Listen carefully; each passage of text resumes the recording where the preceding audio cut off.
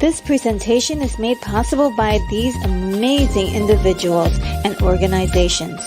Whether it was through Patreon, Super Chats, Super Stickers, or by watching, liking, and commenting, I really appreciate each and every one of you.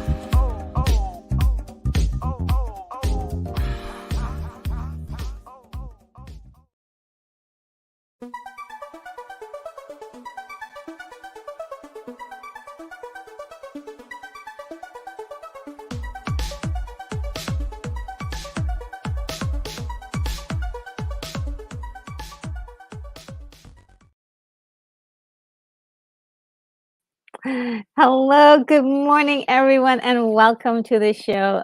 This is the morning show, or what I'd like to call the Modern Take Mornings. I am Retro Nerd Girl, and I'm broadcasting live from the International Science Fiction Space Station, and I welcome you to the show. Today, the topic for the day is going to be a movie that I watched recently on Netflix, which is called they cloned Tyrone. It rhymes, and it's actually kind of, I've got good news on this one. It's interesting, though. It's interesting. I'm not sure if it might be all of your cup of tea, but it is sci-fi, and you know how I feel about sci-fi. I love it. I love sci-fi. So before I get into that and the news for today, the entertainment news for today, and there's a lot of topics, I want to see what you guys are saying in the comments, and I've seen already some really sweet greetings. For one, look, Brogu, you're really outdoing yourself today.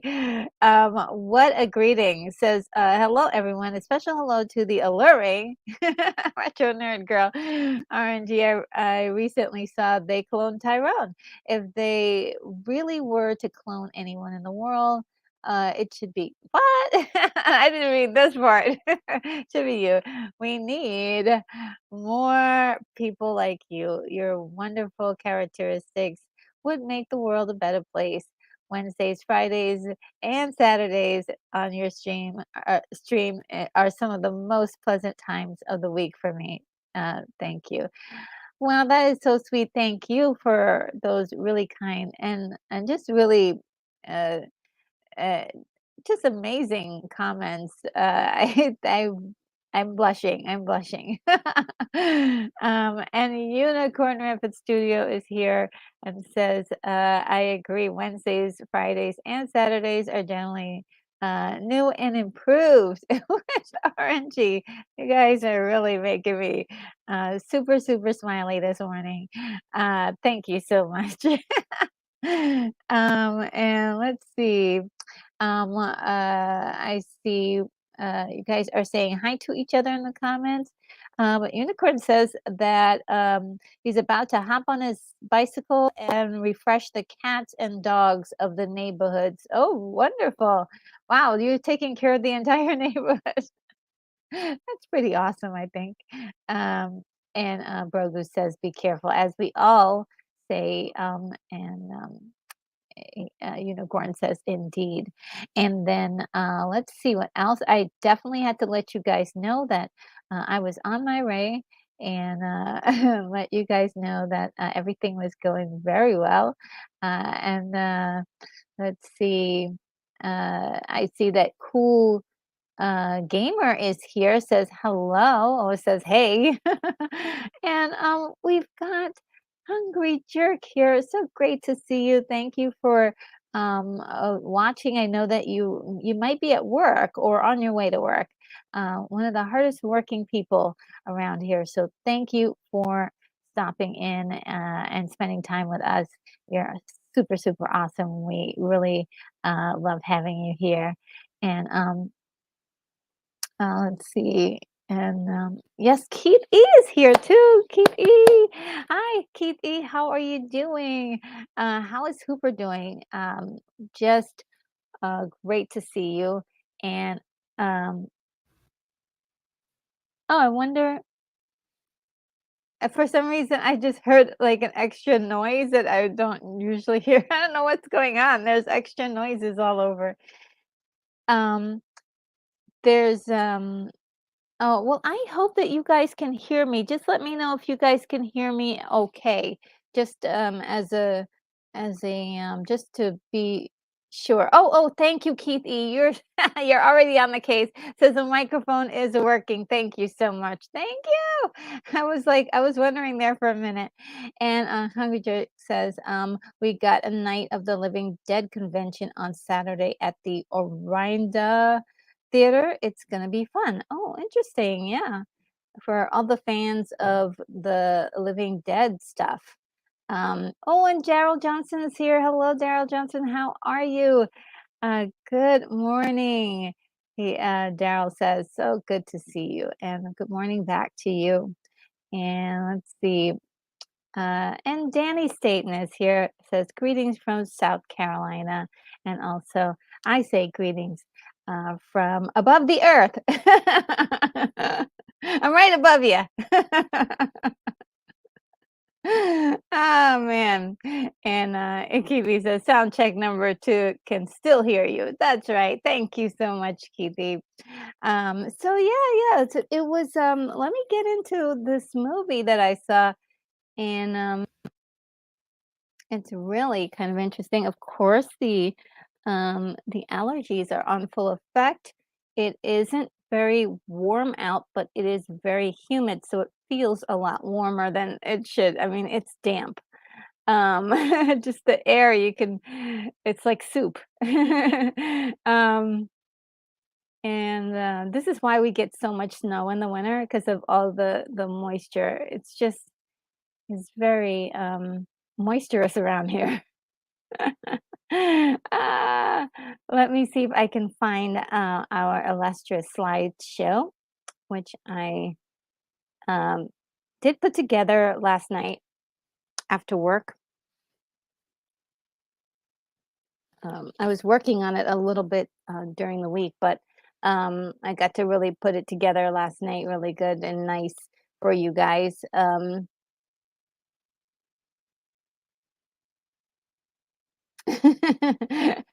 And, Hungry Jerk says, "I could still hear you if I take the potatoes out of my ears." Ah.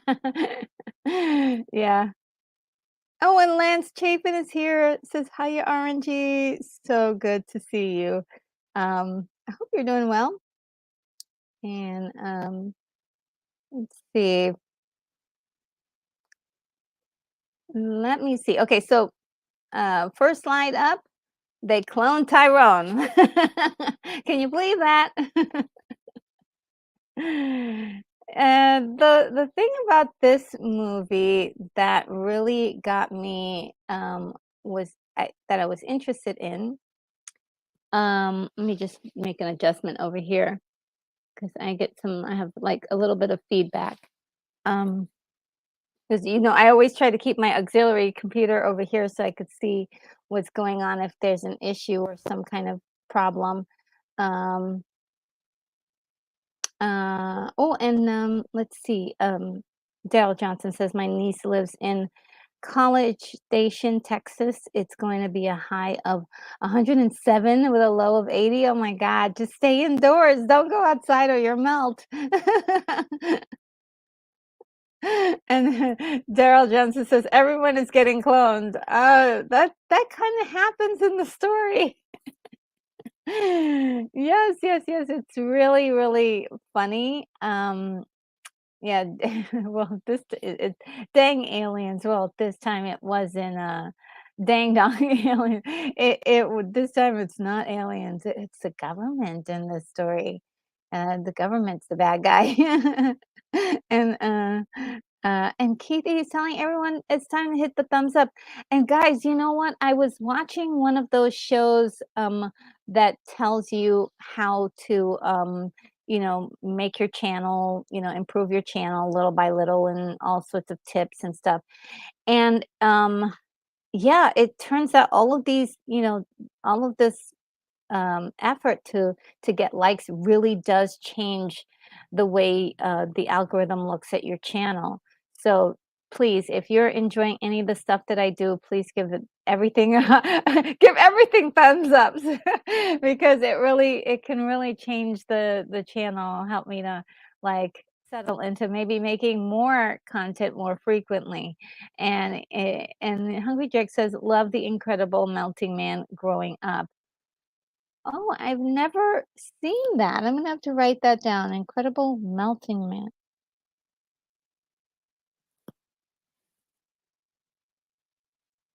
Never heard that of that one.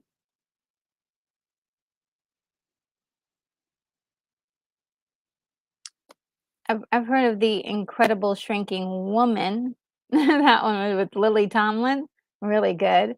Um, and Brogu says, "Yes, I live in Texas, and when I got in the car yesterday, it was oh my God, it was 108 on the dash." Yeah, I hope you didn't touch it. He'll melt your hand off. And Daryl says, "My clone and I will give it a thumbs up." Thank you. Thank you, Daryl and Daryl's clone. Yeah, yeah. Okay, let's get to the main nitty-gritty. Thanks for keeping me on track, Daryl. They cloned Tyrone. Um, it first attracted me. I was really attracted to this because it had the style of like a 1970s exploitation film, but also had like a modern look to it, and that is the thread through the entire movie for sure, for sure, for sure. And I do love see, these guys wanted to make a movie that was gonna get attention. Look at this poster. This is not just part of the poster, actually. But they tried to create artistic, elements in the marketing for this. They didn't have a lot of money, but at least with the poster, they hit a home run, I think. And that is a very important piece of filmmaking, and also like getting the word out, is to make it a a poster that looks attractive, exciting, interesting, fascinating, makes you ask questions. What's going on here? And so, even while looking at the trailer and a few other promotional things for the story, it looks like we've got two people from like the 70s, and then one guy who may be part of our timeline, and it's very interesting. Uh, let's see what you guys are saying. I see some interesting comments here. Um, and Daryl says, "That's when you wear oven mitts, right? Absolutely, you have to. But your poor hands will sweat sweat to death in those things." And Kitty says, Danny was has like 8, 10 channels, and he can give you thumbs up from everyone." Oh, that's so sweet of him. He's so sweet. Thank you.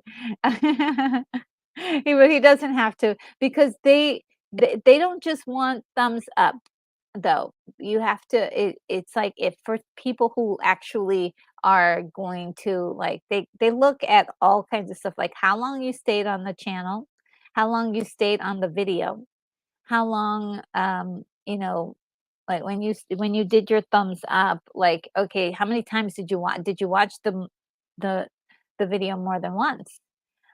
They look at all that. It's all that algorithm is analyzing all of that. So, that's, I would say, yeah, like, farm out all your, your channels and hit like, but it's not just that. It's also like they're looking for patterns and behaviors that are gonna make a give them a better result, because what they ultimately want is, of course, people to enjoy the content. They want to give you what you want to watch. Um, so they don't want to give you like something that you really, I don't want people to like it without actually like having connection to it. So Unicorn Rampant Studio says Mystery Science Theater has incredible melting man. There's a link. Thank you so much, Unicorn Rampant. You're doing this all while you're while you're busy. So thankful for that link. Thank you so much. So guys, definitely, if you want to check it out, I'm probably going to look at it after we're done with this. I'll probably hit up that link to see that incredible melting man, because I've never seen it before.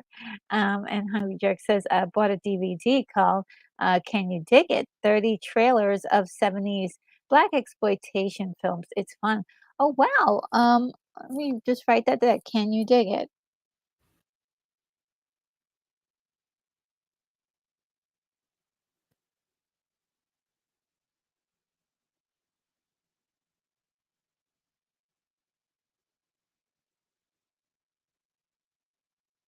I mean, I'm not the biggest fan of the black exploitation films, but I don't uh dislike them either.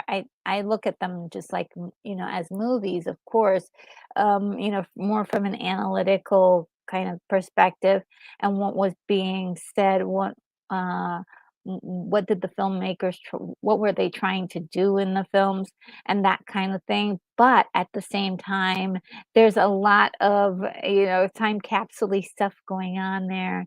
And also, we at the same time, there is a lot of pump up, or uh, what I would say, people overacting or acting in a way that the actors probably wouldn't have normally acted, and it's just sort of the persona that they had to play for those characters. And so it's really, uh, it's really kind of interesting. I just had to laugh at, Brogu says, "I love this movie. I believe they used a 35 millimeter film to give it the feel of a black exploitation movie from the 70s."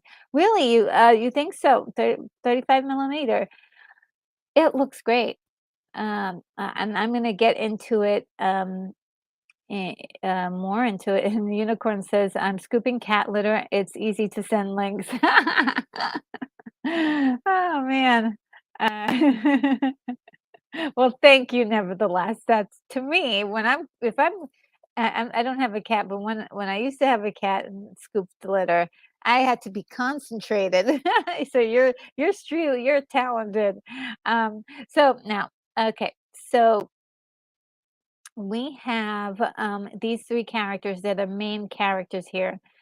We have, let me get my notes because I think that'll help me make this a little bit more organized if I can do that. So we have Fontaine, who is being played by John Boyega. We have Yo-Yo, who's being played by Tiona Paris, and Slick Charles, who is being played by Jamie Foxx.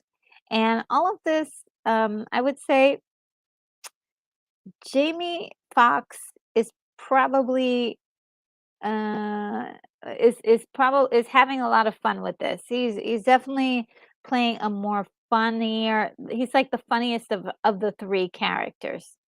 So he's like, I would say, the comic relief in this, which is, it kind of goes back to his old days when he was, I believe, on Mad TV, if I'm not mistaken, if it was Mad or if it was in Living Color. I think maybe it was in Living Color that he was on. Um, and Yo-Yo is also very, Tiana Paris playing this character. She's really funny. I had no idea that she was this good of an actress, but I just maybe I only had seen her in WandaVision, and she seemed to be always surprised in that TV series. So I didn't get to see her do much acting other than that, but she's really shows a lot of range in this, and I would really love to see her do more things. So um, the person that is it really this whole thing, Fontaine, um, is his last name, but his first name is Tyrone. That's John Boyega's character. This guy is one of the most serious. He's such a serious character. It's really he's a scary drug dealer. Okay, he's super, super scary. I was like, oh my God, this guy is scary. He's got like no chill. Well, he is chill. I would say he's chill, but he's scary chill. So like you don't want to mess with him because then he'll physically he'll physically hurt you. He's just got like a he's been through a lot. So he has gone through a lot of pain in his life, and so he's really not that happy character that you were hoping maybe you would get from John Boyega, or even John Boyega's real personality coming through. But no, he's really going method on this. Well, he's going into this character rather deeply, and he's just yeah, I'm really surprised at his performance, how good it was and how different from everything else I'd ever seen him in. And also, um, the changes within the character, um, just showing a lot of range here. This is showing a lot more range than I've ever seen. And he's doing a um, an urban or what they call it, ebonics. um,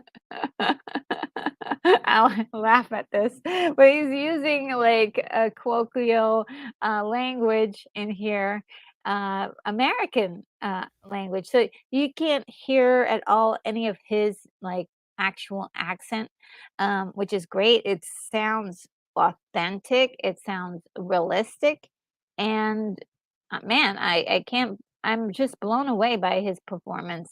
Um, just going by that, let's see, Unicorn says, "LOL, yes, I'm an experienced scoop engineer." That is that's for sure. And also corrects me or affirms that it was in living color that Jamie Foxx is in. A lot of the same flavors from when he was on that show of the comedic style. Of course, he brings it here easily, and I think I haven't seen that in a while from him because of all of the dramatic roles that he's been playing, and has earned sort of his place as a bona fide, like, movie star. So yeah, it's kinda cool seeing him play that kind of role again. But he gets serious when there's time, but, it was mostly, a comedic. And Kingdom of Nerds is here. Hello, just great to see you here, and great to make your acquaintance via your seeing you on Mad Max's channel last night. Great to see you here in the chat today. Thank you. For hanging out with us. And Gerald Johnson says, speaking of clones, Jamie Foxx was cloned in real life. That's the rumor, isn't that? Yeah, I'll leave that alone, but yeah, that's what we heard.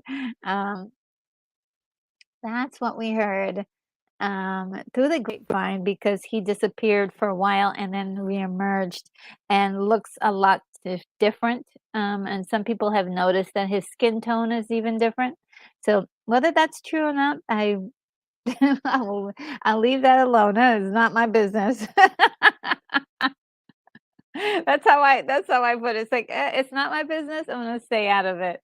Uh, and DJ Hellhammer is here. Hellhammer 66 is here. Says, "Hail, RNG salute." Okay, salute to you too. Thank you for hanging out with me today.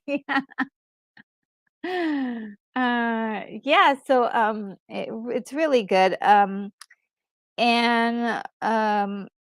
okay, so these three guys are in their community. They serve a purpose.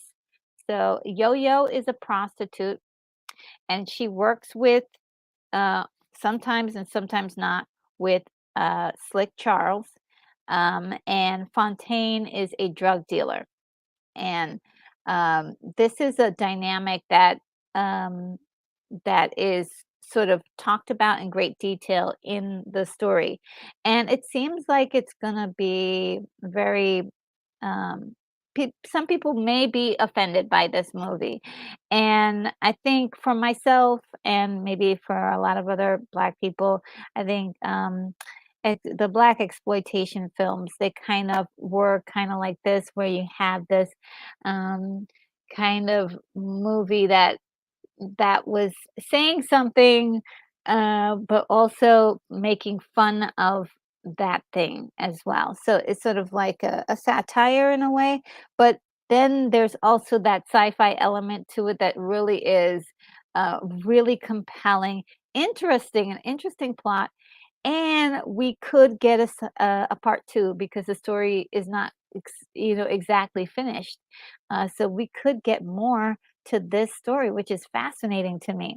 Let's see if I have more thing. Oh yes. So okay. So it all culminates. Well, it all starts because um, this Fontaine, there's a rival drug dealer who is making a move on the same turf as um, Fontaine, and it's getting really competitive. He decides he's going to physically like do some harm to them, and they retaliate by shooting him.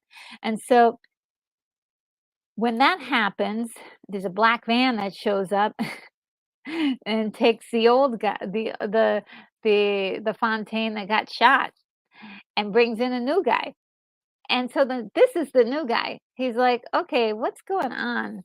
He sees little things that are strange and unusual, but is trying, he can't piece them all together because the way he's kind of been going by his life is really focusing on the death of his young brother who was killed accidentally in a shooting, and he feels like it was racially motivated, and there's just this uh, feeling of he doesn't care about anybody or anybody's life. He just wants to um, like wallow in his own grief, but also make the world pay for it.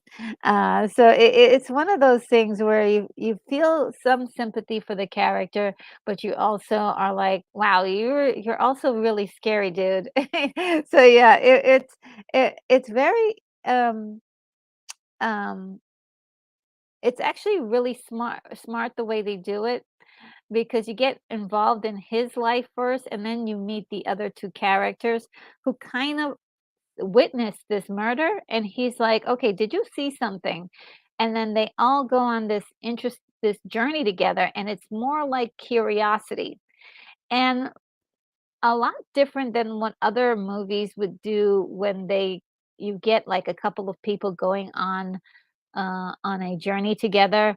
They kind of all give each other this look like, should we be doing this? And it was like, wow, that's actually very realistic as to how I would conduct myself if I was going on this sort of journey um, to find out information. There would be a lot of doubt, and they display all of that. Now, I'm not going to reveal all the spoilers. I think I'm gonna go very general um, in this, but I thought there was a lot of charm here, um, and they talk about things. They have references to Hollow Man.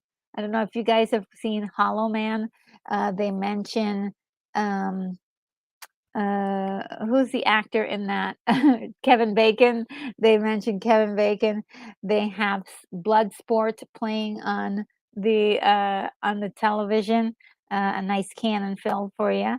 Um, they mentioned Dexter's Laboratory. Lots of little references and things. So, and also, so we're thinking like, what time period is this movie taking place in? It remains ambiguous throughout the entire film. There's references to the 90s, there's references to modern day, there's references to the 70s. You just don't know. Which I think is kind of cool because like literally it could be talking about a future timeline in which people are, wearing a lot of retro clothing and pieces. Now, one thing that you may notice in like this photo here, there's two things. One, there's an emphasis on the colors are brighter. They're just turned up just a a a switch or two saturation-wise, and the color green is a thread through in this entire movie, which is very, interesting. Of course, reminds you of, like, colors of things that are in a lab or something like a green, like something artificial and or also natural. Um and so there's also like this whole thing with the government that they are running experiments on people in urban areas, in urban neighborhoods, and there's stuff in the food and there's stuff in the uh, there's stuff in like hair perms or relaxers. For a lot of women have to wear relaxers to make their hair straight, and so there's stuff in there, and there's just other things that are very cultural to the Black African American community that I think they really pulled out in this story without, that were kind of making fun of it as well, making fun of the community, but also like it was cleverly woven into this weird sci-fi thing, which is so unique. I mean, I'm just blown away by how much I really loved it. It was great. Um, then there's sort of like let's see if I can go on a little further. Yeah, so he's just giving us so much range in this movie, John Boyega. It's really incredible the way he's just acting in this movie. So impressed by him. And I'm wondering, like, maybe finally someone will see how good of an actor he is and put him in stuff. Like, because this guy is really good. And I'm really surprised. Like he's being wasted. Like no one's hiring him. He is so good. Um and Is there any more things that I really wanted to do? There's a lot. I don't want to give away those secrets of who, of the details because I think it's worth watching if you haven't watched it. Um, Even if you are, not partial to any of this kind of stuff, it's like if you're into sci-fi, this will tickle you just a little. And there's Jamie Foxx, like I said, he is definitely the comic relief, but not in a you know how some people can do comedy and it can just be so over the top and annoying? He's not annoying. He's just the right amount of comedy, the and it's really interesting. And look, Danny is like,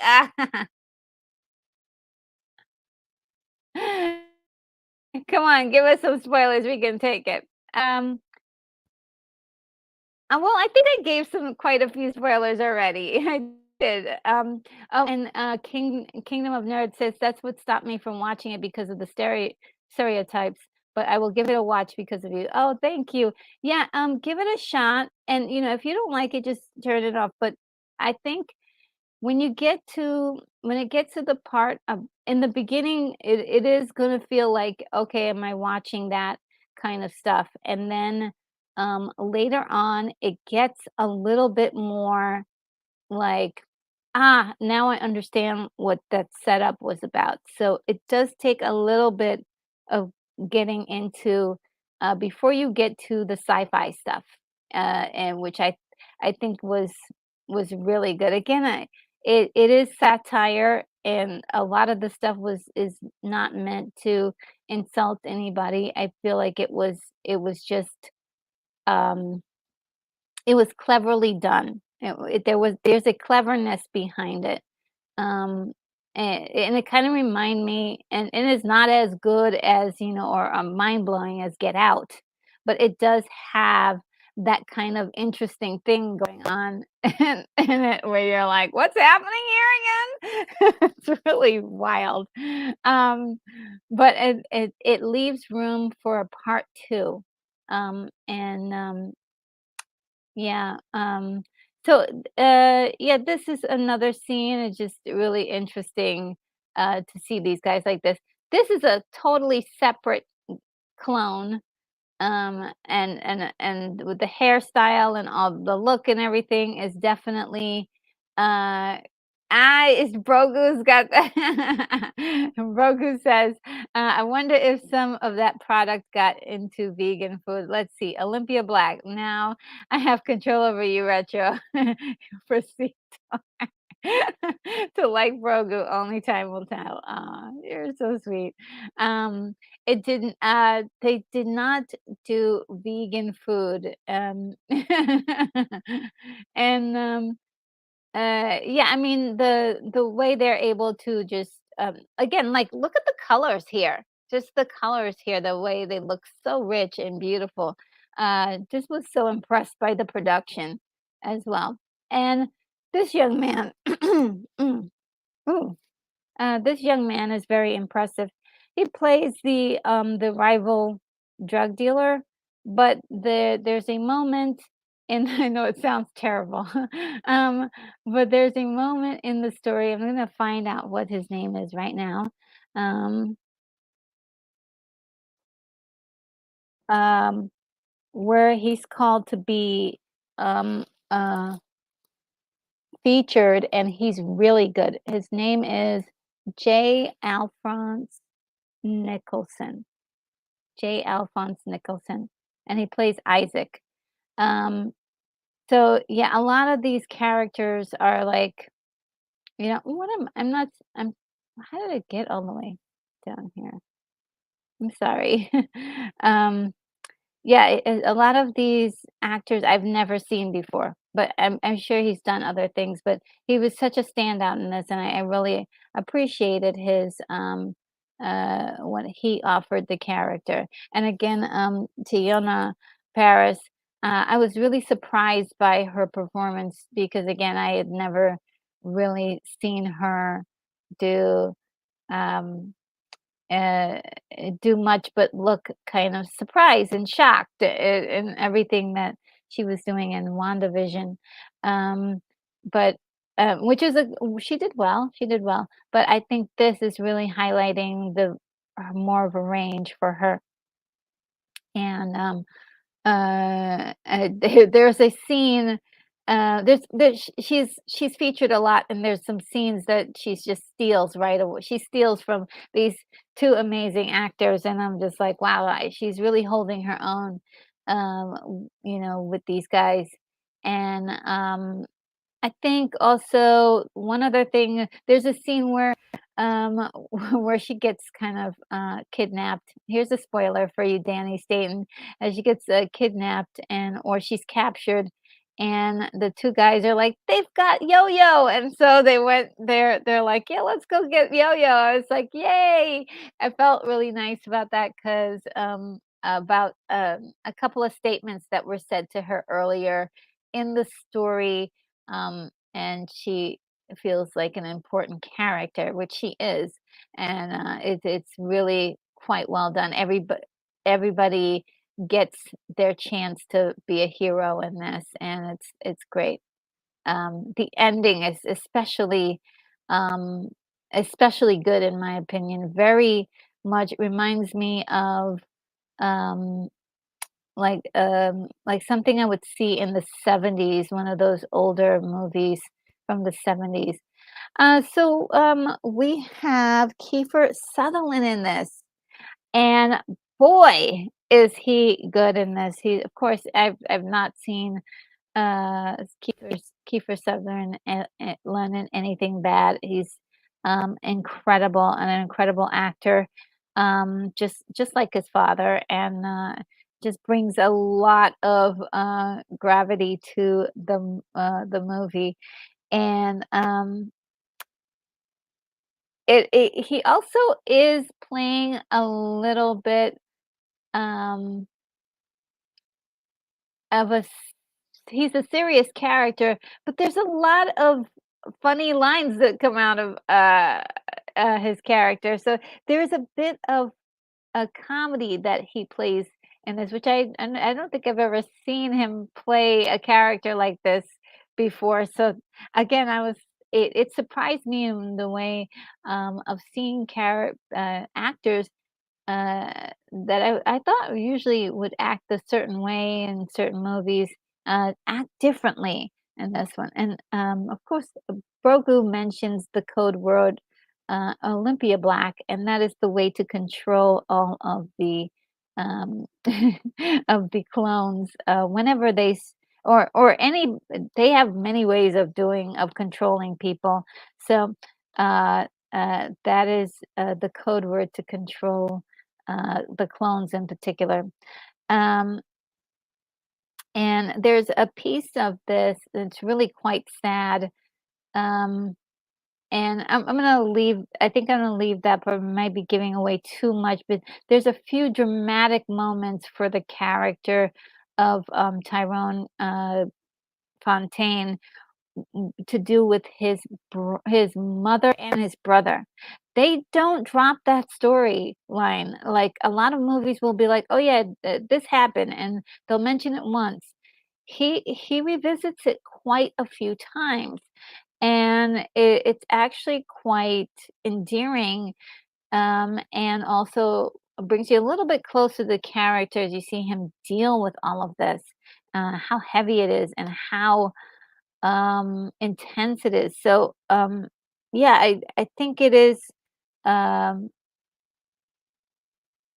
I don't know, I had a very, high a bit of fondness for this movie, and it's definitely rewatchable. I did I did watch it a second time, and there's a lot of movie references and TV references, so if you're a movie nerd, it's gonna give you all that, like, "Oh, that reminds me of this," and, I'm actually doing a story about clones myself, and there was a couple of similarities that I saw in the 2 stories, and, I was like, "Wow, yeah, so I guess my story is gonna work out just fine."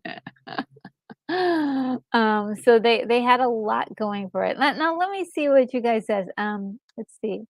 Brogu, yes, Brogu watched it, right? So we got the that Brogu says the movie has direct nods to Nancy Drew novels, especially the Hidden Staircase, Nancy Drew, which also uh, has a movie adaptation with The Hidden Elevator. I don't wanna give it too much. Yes, these things are in the story. So, like I said, if you this is like this is, munchy munchies for your mind, as well as, tickle you with some jokes.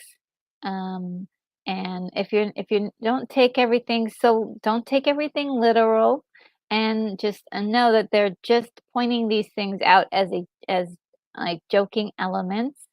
You'll be fine. It's not really supposed to be like a heavy um, film, and it's not also condoning anything either.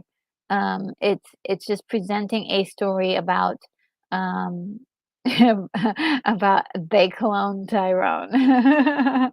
And Hungry Jerk says, "Is that Reefer Sutherland?" I don't know what that means, but just in case there are any children watching, I don't want to mention that again. But, yes, his name is Kiefer Sutherland. And Outcast Creative is here. Hey, Retro. Oh my god, you guys are so naughty. Um, Not all of you, just Hungry Jerk. Oh, man. Okay. Now, yeah, this was great. I did love it. There's quite a few. I loved also, like I said, I love the way it was filmed, the colors that were used, and the story plot was really very interesting, with a wide range of ideas and concepts that are like sci-fi based. And I just enjoyed every minute of it. I think this is my last one. All right, so my rating is 8.5. I wanted to give it higher scores, uh, but I think I may have to see it a few more times. It might go up if I see it again. Um, but it's just a, a, a nice treat. I did not know I was going to like it as much as I did, and I think I really did. Brogu, what's your score? Did you give it a score or something like that? Or anybody else who has seen it? Uh, Outcast Creative says, "I've not seen this movie yet. Should I watch it?" Um, yeah, I would say watch this. Give it a watch. See if you like it. Um, it's not too bad at all. Like if you're looking at it and you don't like it, I mean, I could understand, but I think I enjoyed it, and I don't really like a whole lot of stuff. I mean, I'm really like, I do like and love a lot of things a lot of other people don't like, but um, I'm kind of picky, and that that worked for me. Broga says, "Retro, do you remember when Popeyes came out with their chicken sandwich? There were people fighting the employees of Popeyes, when they ran out." I'm just saying. Yeah, yeah, it's very interesting. Um, Something like that, is involved in the storyline. I don't wanna give it away, but um, it's really interesting, and, I think it's I think it was brilliantly done. Um, and, Outcast Creative says 8.5, I shall watch it then. Yeah, I think it's wa definitely worth it, and, Brogu gives it a 9. That's really awesome. Like, I think my score of an would have been a 9. I'm trying to think of, like, what's keeping it from being more. Um, and I don't have an answer yet because, the more I watch it, the more I like it. So it might go up. It might go up to a 9. But yeah, so far, it if anything, it's a bit on the long side for me. I wish it was shorter. But here's the other part to it. It deserves its runtime. It really does. It doesn't, falter, or it doesn't make you feel, uh, like you wanna you look at your watch when, during the film. It's pretty good. So yeah, those are my thoughts on, They Clone Tyrone. It's a surprise to me, like, "Surprise, you're gonna like it." Uh, Had no idea, thought I wasn't gonna like it, and, I love seeing movies that, I think I'm not gonna like, and, end up liking. Again, like, the whole black exploitation genre is okay for me. I'm not really, like, I don't really love but I do know I have a lot of respect for it, and but this is a modern way of looking at it and also making fun of it, but also giving it, like, and making you, like, ask yourself, why do you like this thing? And, um, it has a very interesting answer. So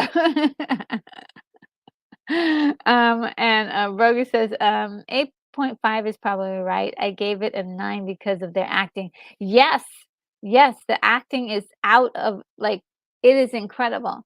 It was very well done, Broga says. It it was really good. Again, I've never seen any of the actors perform that way before, except for maybe Jamie Foxx. But like I said, um, he hasn't been acting like that lately because of his, I guess, desire to get an Oscar. So he's been really doing a lot of serious roles, and it was kinda nice to see him play a more comedic acting role and really letting loose with it. Hungry Jerk says, "I can't watch, new movies or TV, you just can't do it. I only watch old stuff." I hear you, Hungry Jerk. I hear ya. Um, I totally understand. It's hard. I mean, it was really hard for me to even to agree to watch, you know, some some of the things that I've been watching lately. But I'm trying to grow and get a range of more things. Um, and it's it's not been easy because not all the stuff is all great. Not all the stuff is all great, but I just been lucky enough to watch a good one this time. Um, Now, um, to the articles of the week, or what we would call entertainment news. I should do like a little stinger for this, right? Entertainment news. Um, yeah, entertainment news. Secret Invasion was more expensive than blockbusters. So, Secret Invasion, when you put every all the show together, I think was about 4 hours and change, which is probably about the worth of 2 movies. But was it as good? I don't think so. Like I said, really enjoyed it up to episode 4. A lot of it was people sitting around talking to each other, and that's why I'm just kind of, um, scratching my head wondering, where did the $212 million go? Because I know that there were quite a few, special effects in the in the TV show, and they had that big blowout special effects at the end of the TV show. But for a lot of the show, people were sitting around talking to each other. And this is I know that, Samuel L. Jackson is expensive. I know that, Don Cheadle is expensive. Uh, okay. So that's probably a good, like, 30 million right there. It's just like, where did the money go? Because it wasn't on screen, and that's a big problem.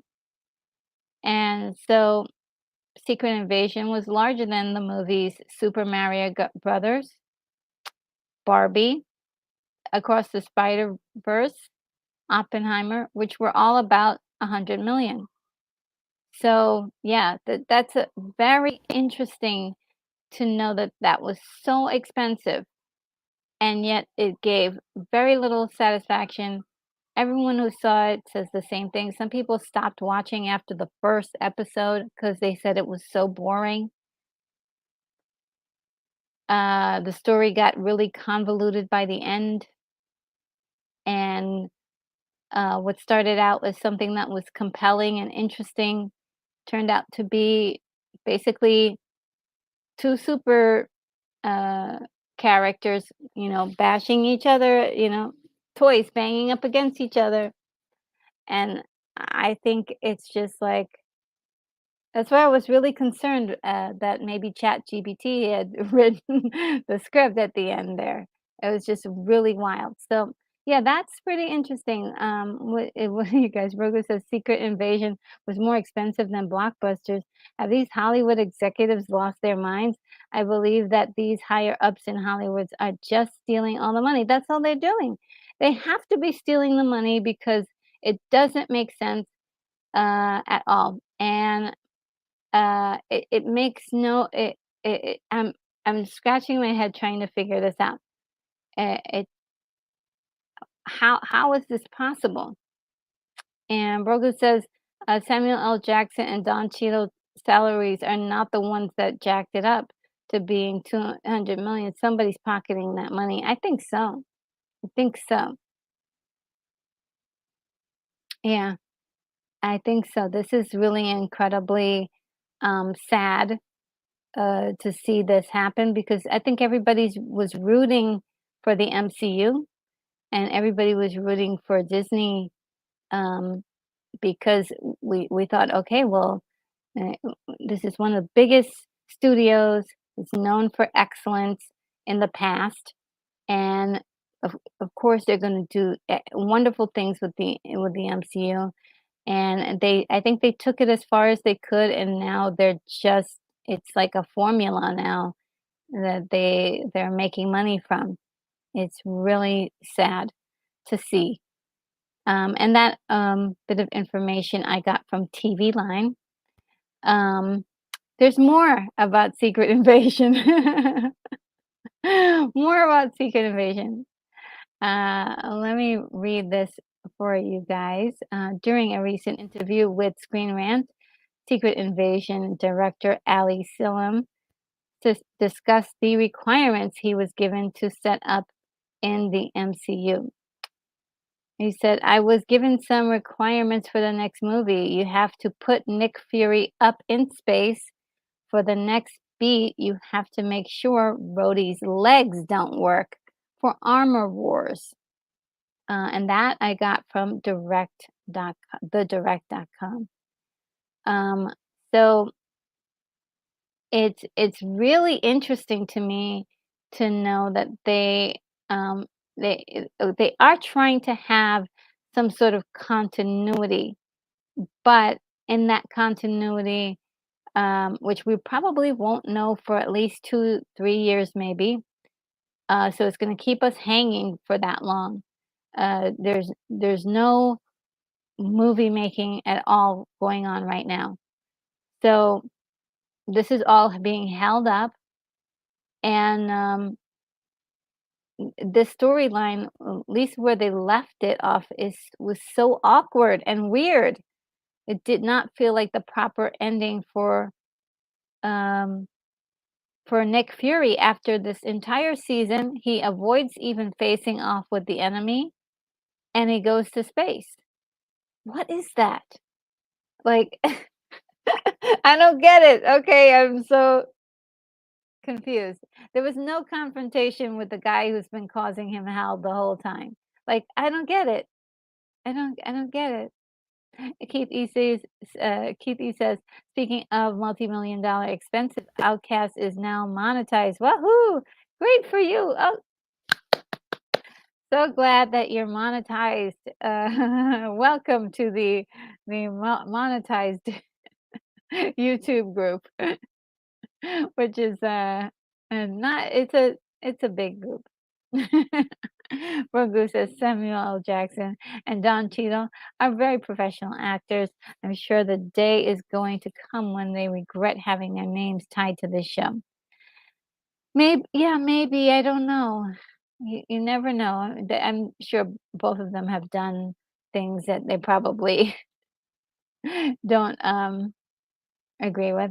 And Danny Satan says, gotta go chase a UFO. Okay. Well, thank you for hanging with us for a little bit. And for actually a while, a good hour. And you have fun with those UFOs. And Darrell says, "Good luck. Maybe Bigfoot is flying it." Yes. Oh man. And um, I was looking around today. Oh well, was it yesterday? Sorry, the days are blending into each other. Yesterday, I was looking at my feed, and I saw somebody said, "Oh, Oppenheimer is first." And so I thought, well, oh, is it that it's first in the at the box office? Did it topple Barbie? And no, it was definitely a clickbait article, but here it is. It is first at something. Oppenheimer surpasses 500 million, sets a box office record for highest grossing film set during World War II. Isn't that cool? It is getting the recognition it deserves, and hopefully, there's a lot of people who are upset that this movie was paired with Barbie because of the light nature of Barbie and the seriousness of Oppenheimer and the seriousness of all of the many people who died um, uh, because of the atom bomb. But at the same time, it is um, like I said, it's finally like getting the serious recognition it deserves. Since its release 3 weeks ago, Christopher Nolan's Oppenheimer has made $552.9 million worldwide, according to official estimates from Universal Pictures. It's now the highest grossing R-rated movie of 2023. So there's another one, and it marks the fastest a Universal R-rated film has hit the 200 million threshold domestically, the studio said in a news release on Sunday. This was from CNN. So that's pretty cool. I don't know what it is about some of the people they wanted Barbie to come to be lower on the list. Does not want Barbie to be number one, but I thought it was interesting that those clickbait articles were kind of fudging the it was kind of fudging the truth a little bit to get people to click on it. Um, but let's see. Daryl Johnson says if they get paid big money, they won't care if their names are attached to it. Speaking of Jackson and Don Cheadle. Now, to be very honest, Samuel Jackson and Don Cheadle, when they were working together, uh, priceless, right? Amazing work. They did some really great work together. Some of those scenes were amazing.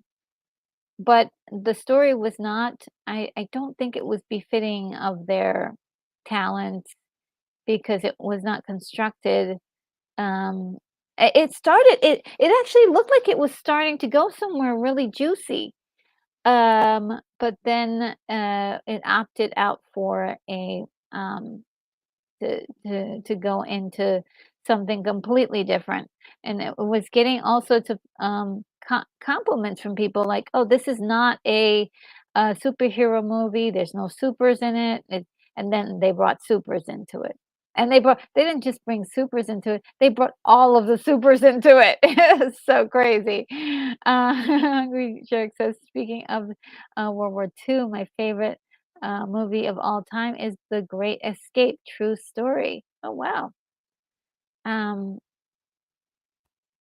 and Rogu says, yes, they make a lot of money. Their saving grace, Daryl, is that they are great actors. Their big names will override this show. It will just be a blip. Their names are more important. Oh, yeah, they've done a lot in the past that they don't have to worry about that, you know. Like, much like Danny Glover.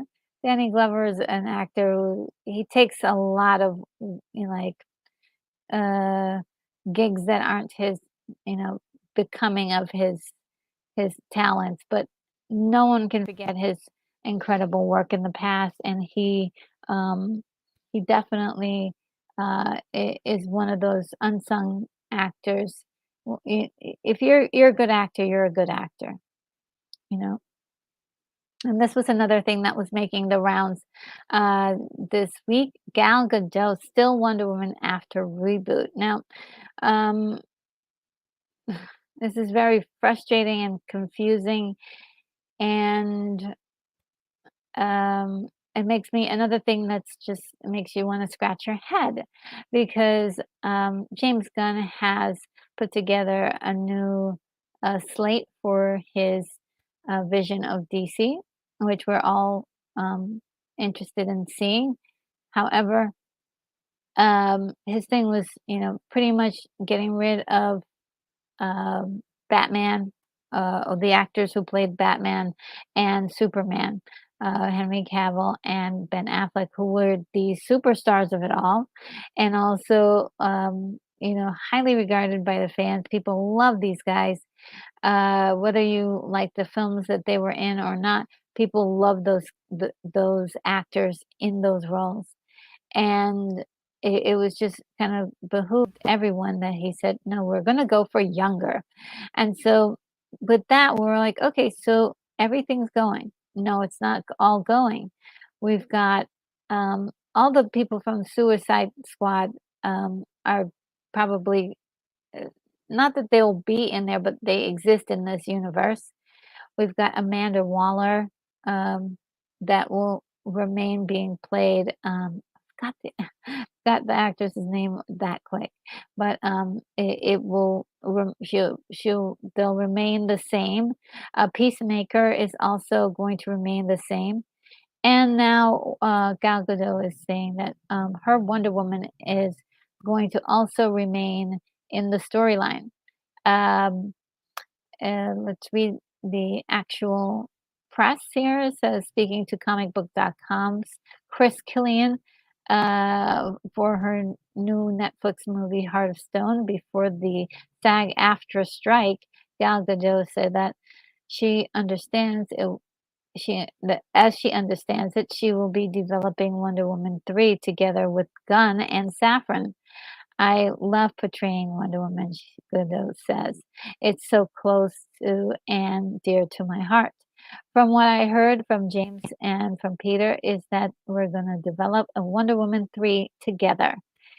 Now that is very interesting. If I could say the least, I'm completely surprised by this because from what it looked like, it seemed like um, James Gunn had a definite idea of how he wanted the entire structure of the DC to go. Or yeah, the DCU is what it's called now. And he also seems to be the one who's like it's his way of the high. Like I don't want to say it's his way of the highway, but he's the one making all the big like decisions. So with this idea to that they're developing it together is also questionable. But I'm glad that she's staying as Wonder Woman, and because I thought she's absolutely wonderful as the character, and so I'm glad at least they're keeping her. I just hope that um, that and I suppose they're gonna give her a completely new backstory. Everything will be fresh, brand new actors and actresses surrounding her story as Wonder Woman,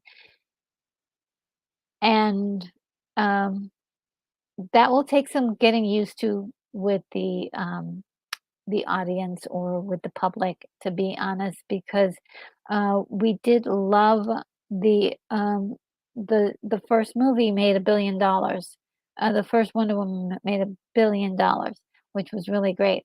Um, and it's really kind of odd and interesting at the same way how they intend on pulling this off because at this point it just seems awkward and weird, just very weird to me. Um, Brogu says Gal Gadot is Wonder Woman, but Henry Cavill is not going to be Superman, and Ben Affleck is not going to be Batman. What is this world coming to? That's what I want to know. People that that people that the fans want, they go in the opposite way. Yeah, absolutely. Absolutely, and there's no telling if Aquaman is gonna make the cut. The Flash is out. The Flash was gonna be in, but because since the Flash movie did not work, he's out. Um, and I don't think they made a formal announcement yet, but I think they're I think it's pretty obvious. Um DJ Hellhammer 666 says, she's the only one that could put she's the only one who could fit Linda Carter's shoes. And I agree. She really is amazing. She proved that she was a great Wonder Woman in the first movie and in Justice League. Oh, Snyder's Justice League. She was excellent. I ever since she came on the scene in BVS, she killed it. I her whole like storyline, a backstory with on Themyscira, her mom, all of that. That was all great stuff. So it's gonna be different. I'm pretty sure if this is even not saying that it's not true, and I don't say that it's not true, but the way it seems is like as if they are changing their minds by the minute over there. And if they decide, you know what, well, we're not going to go with Wonder Woman, that's something that could happen too. But I think they do owe her one more movie, and I think that that's the issue. Oh, yep, yeah, yeah. We have the same sources, huh, Brogu?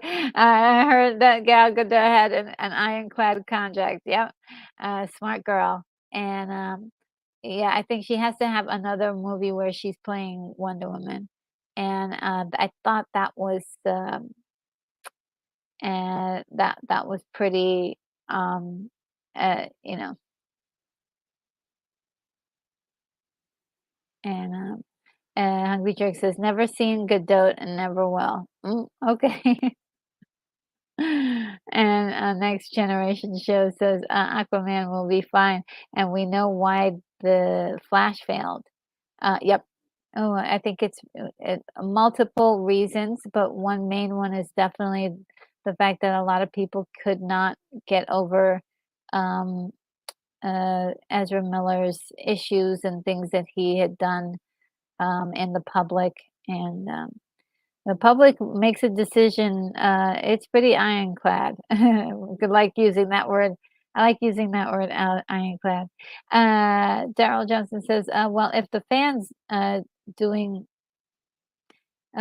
if the fans doing like the movie, they will hear about it, one way or another." Oh, okay, if the fans like the movie, yeah. If the fans don't like the movie, they will hear about it, yeah, okay. Yeah, and I think that's what it's gonna come down to. Is it gonna be good? And it might just be good, uh, be a movie being good is no longer just the only metric, okay? So that's the other thing we have to remember. A movie being actually a good movie is not the only metric here. It is also if you can get people through the door. I always say that, get them through the door. We talk about the posters, we talk about the marketing, and this sort of chatter that happens before a movie comes out or even gets made is just um, trying to um, get a really good group of people to make a movie and it not be influenced by other news, p- other storylines, other things, because I think all of this may be already tainted, and so people are looking at it with a lot of scrutiny. And will be looking at all of this with a lot of scrutiny because it's already tainted stuff. So I do think they should have gone ahead and let Patty Jenkins make her third movie, um, and at least it would have been the production would have been already done. They would have had a movie, but I think this whole thing of creating this new if you will, gunverse is kind of weird and choppy. It will be weird for people even in the future. Like, oh, I thought they were part of this story, but I saw them in this story. You mean it's the same story? Oh, is it a separate universe? I mean, it's too messy. It's too messy. Even though I'm glad to see her, she's going to do another one of a movie. I wanted to see her in the world that she came from, not this. I didn't ask for something new, but again, it will be interesting to see what they do. I'm always curious about storylines, how people can change them, and how people can manipulate them. And I'm always going to always be interested in story first. Broly says those wonderful Hollywood movies just must have soured soured Hungry Jack from watching superhero movies. I don't blame him. I might even join him. Yeah, I mean, this is why I think retro movies are so awesome. Um, and I think that's why a lot of people rather just dig in their collection and just watch one of the older movies because you know they're just well made. They're just well made. Um, and Angry Jake says, I've only seen two movies in the 21st century. Oh, today's stuff is horrible. Stop wasting your money awake. um, well, there is a few good movies out there. I did happen to see one movie that I liked. Um, I won't mention it, but I did see a really nice movie that I did like. And Grogu says Gunn is jealous of Jack Snyder, in my opinion. It I yeah. I don't know. That I don't know, but, I think it's very interesting, um, and next generation and Brogu, we know, I think we both know more information than I probably it's not my information to release. But Next Generation show says Godot will be Wonder Woman for a while. She hasn't aged out yet. No, I don't think any of the characters have aged out. And that's what I'm like. Why are we rebooting? Also, there has only been 4 Wonder Women since the '70s. Contrast, 10 different men played Batman. Yeah, I agree. I mean, we could do anything at this point, and um, I really wasn't ready to see a new Wonder Woman, to be honest with you. Uh, I just out of respect, just was not ready to see another Wonder Woman, and I don't mind that she's gonna be, a Wonder Woman in this universe as well, but I have questions about the story that they're going to construct, and that's the biggest concern, is story elements because, um, uh yeah, I'm confused. Costello says Last Voyage of Demeter comes out this week. Oh, are you excited for it? I am not. I don't know. I'm not like I said. I'm not a horror person. I think I've mentioned that before, but it looks like it might be um, horror movie ish, and if it is. I'll have to judge very carefully if I wanna see it 'cause, that can sometimes affect me and my sleeping patterns. Everything does. I don't ever sleep. DJ Hammer 66, 666, I wanna see Peter Dinklage as Batman or Wonder Woman. And Costello says Blue Beetle looks good. Um, mm I like the costume, and that's about all I like for now. I'm not, um, I'm not, impressed by it yet. Um, Casiller says, Equalizer 3 looks terrific. Oh, with Denzel Washington, right? Okay, well, possibly. And it says Ryan Gosling is playing the Wolfman. Okay. Um, and love the Invisible Man remake. Which one was that? You mean the one, um, which one was that one? The most recent one? What year was it?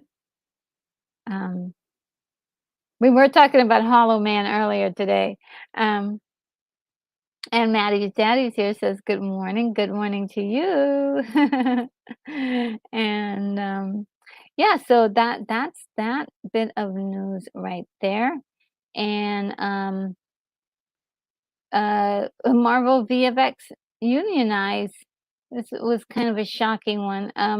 We've been getting a lot of people have been wondering about the VFX going on in the MCU lately. It has been very, very like either sometimes it's really, really great, and then sometimes it's really questionable.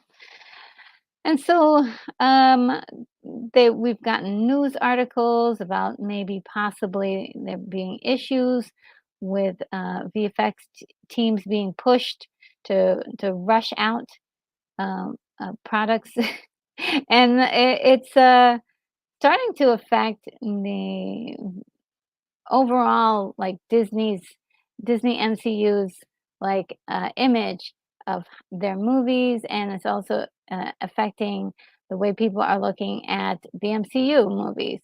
So visual effects crew at Marvel Studios have voted to unionize International Alliance of Theater Stage Employees, IATSE. Marvel's more than 50 worker crew had signed authorization cards indicating that they wish to be represented by the group.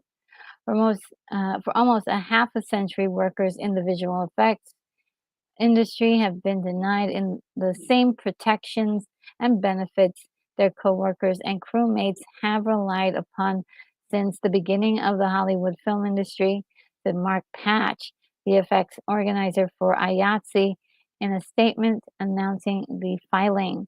This is a historic first step for VFX workers coming together with a collective voice demanding respect for the work we do.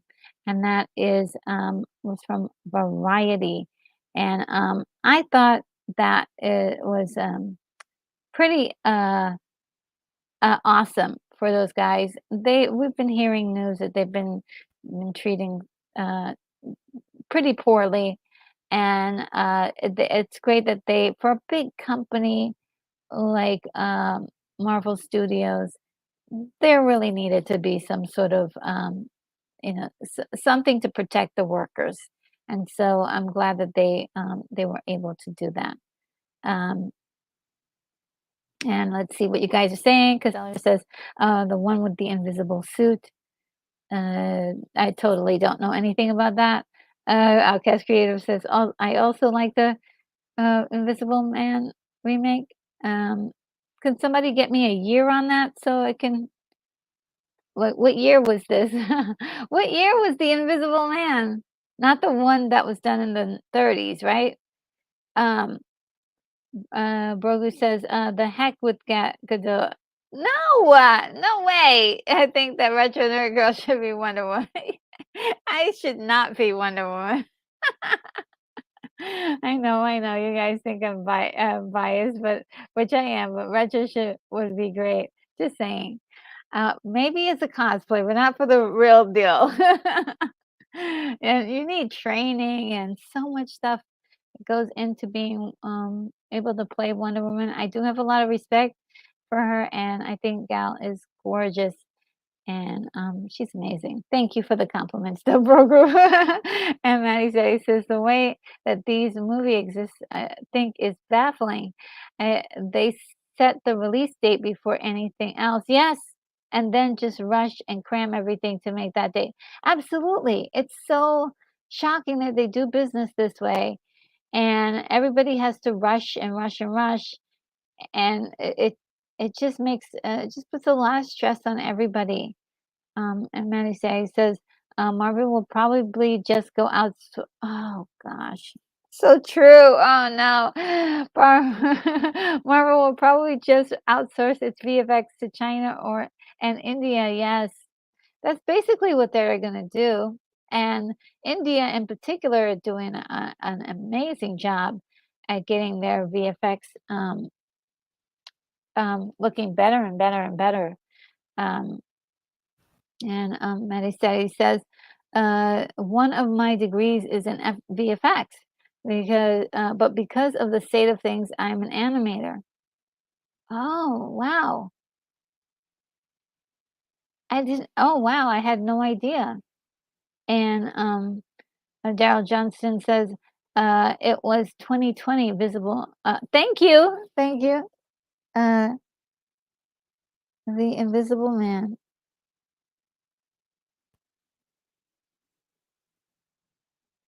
Thank you, Daryl.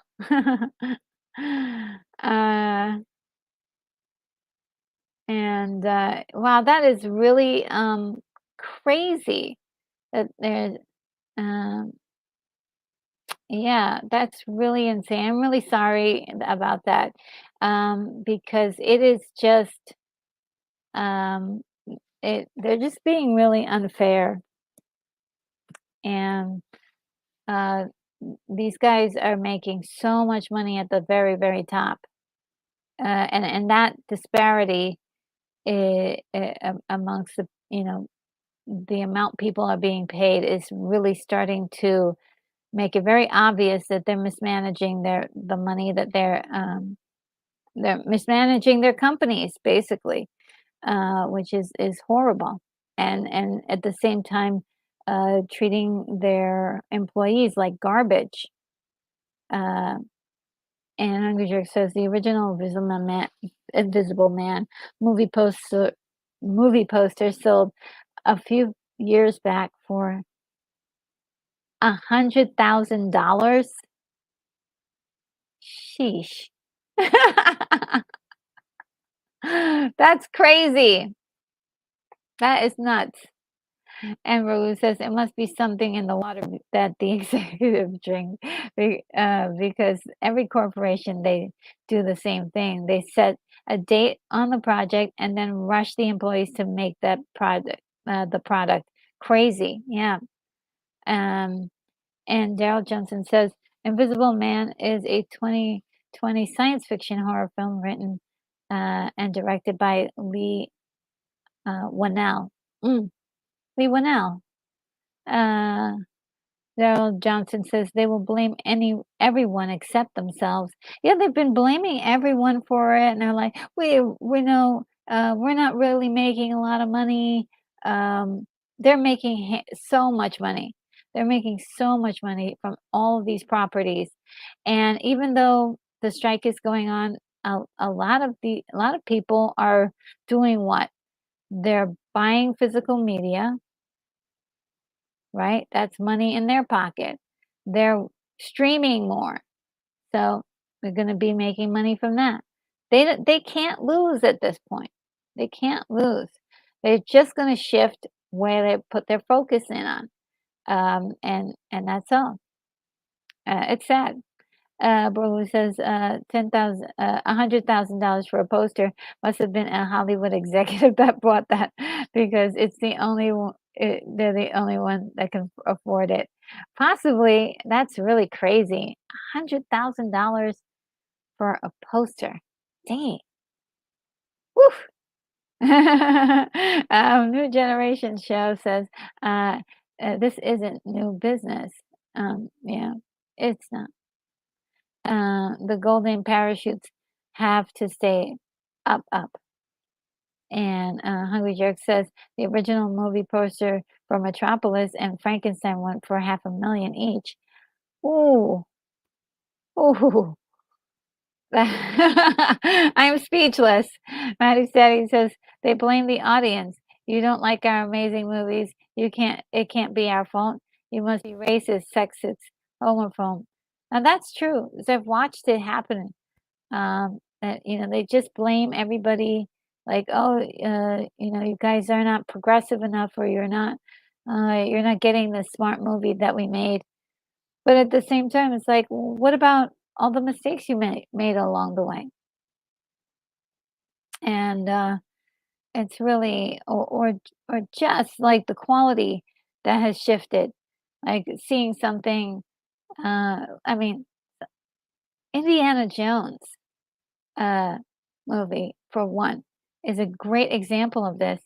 How you get a franchise that was so good, at 3 amazing movies, and then the last 2 are just I don't even want like, compared to the first 3, absolutely not in the same category. Not in the same category, and the heavy use of CGI, the lack of use of, uh, of practical effects, and just, and most likely just rushing things. It just looks half put together, half-baked stories that don't, progress the story. I think, though, the 4th Indiana Jones story was actually it was a little goofy, but I liked it. Um, it's just the flying monkeys that that was that was it. I was like, that's a bridge too far. The flying monkeys, or those monkeys that were swinging from trees, and it's just like, did you have to add that? It wasn't necessary. Could we have done something different? But yeah, Grogu says he crossed over some homeless people as he walked in the building to pick up his poster. Oh, the person who guys. Um,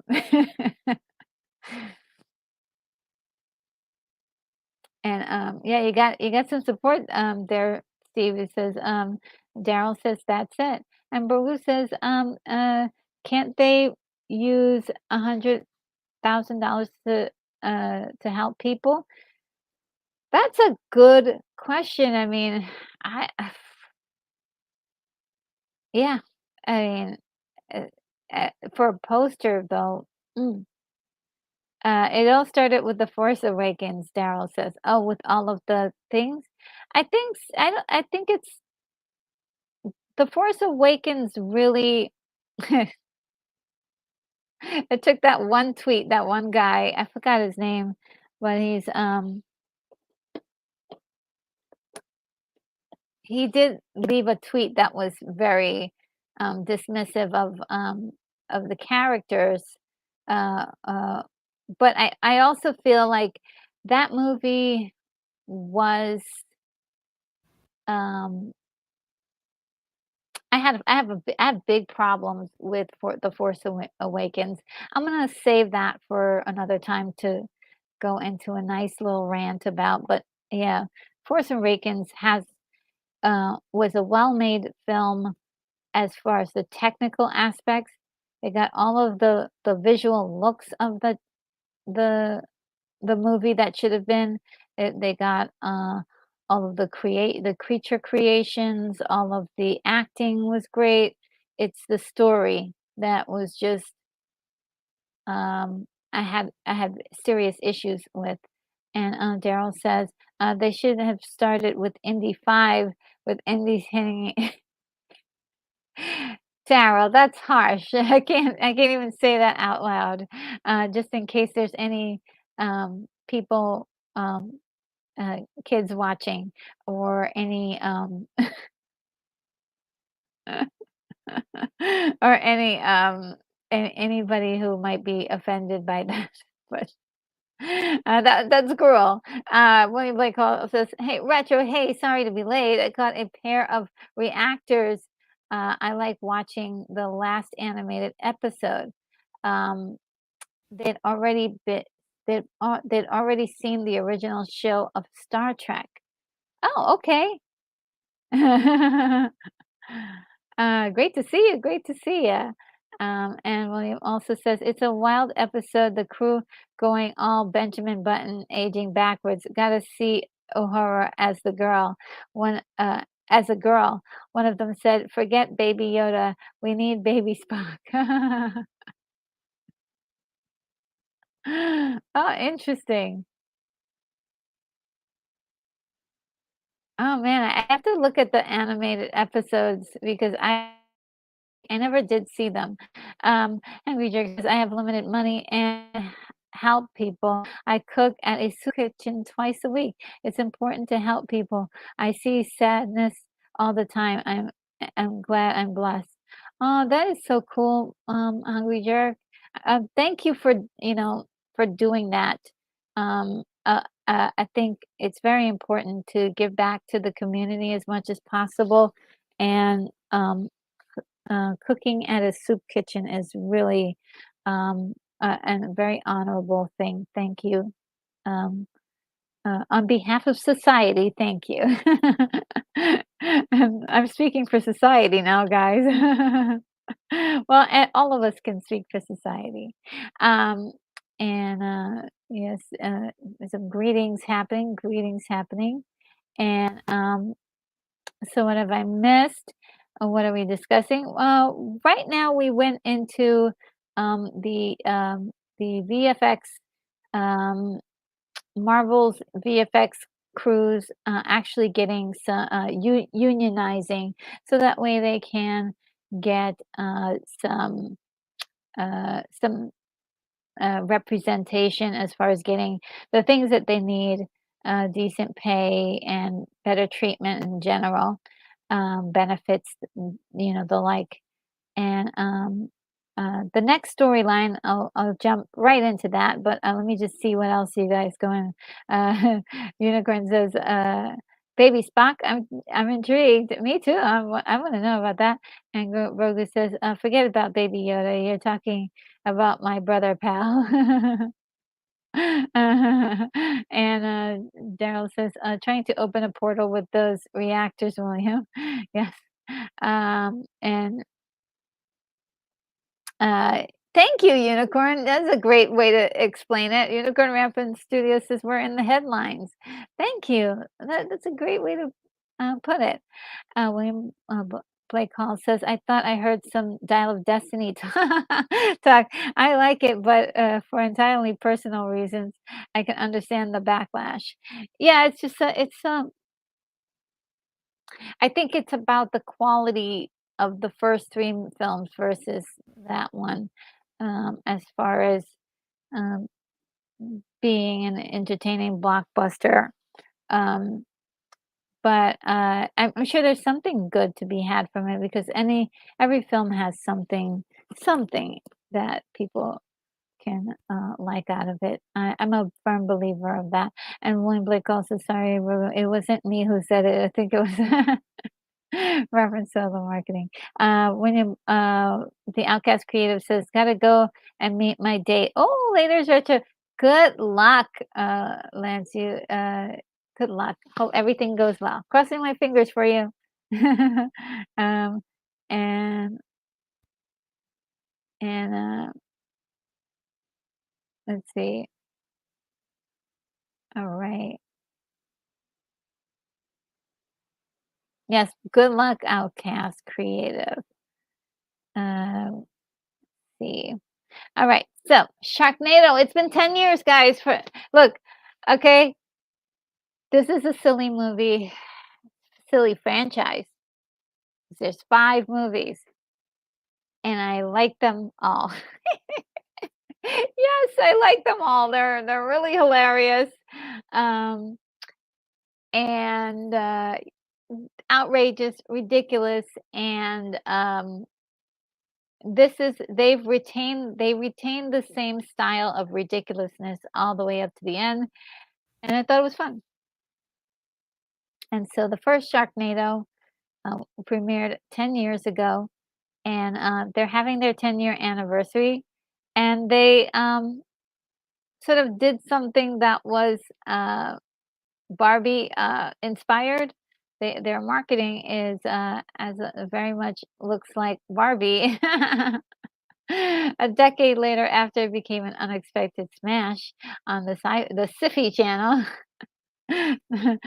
spawning a low-budget B-movie franchise in the process, Sharknado, in which Tara Reid, Ian Ziering, and John Hurd battle a tornado that sucks up great whites and hammerheads and splits them all over, spits them out all over Los Angeles. It's about to hit cinemas for the very first time as part of a 2-day 10th anniversary celebration, and that is going to be uh, 8/15 to the 16th.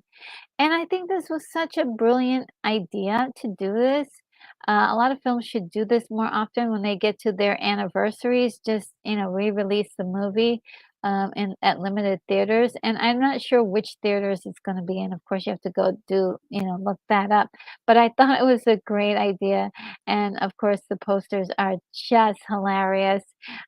Using the Barbie synergy that's going on to its advantage. I love it. I love it. I love it. I love it. Um, and Daryl says, "I let's hope it will be the last indie movie." I think it will be the last. I mean, Harrison Ford. I don't know if he's got another indie movie left in him. And Hungry Jerk says, "Indie 5. That's why I don't see movies. I see retro movies on the big screen all the time. Nothing new for me." And, William Blake Hall says, "How do sharks stay alive?" Um, it's, movie magic. That's how they stay alive with movie magic. Sprinkle it all over your story. And, Brogu says, "Retro, we should have a watch party and watch all the Sharknadoes." That I will do one day I would say in the far future, because right now wouldn't be a great time to do it. I'll do it in the future though, because I think it would be fun to celebrate this movie franchise.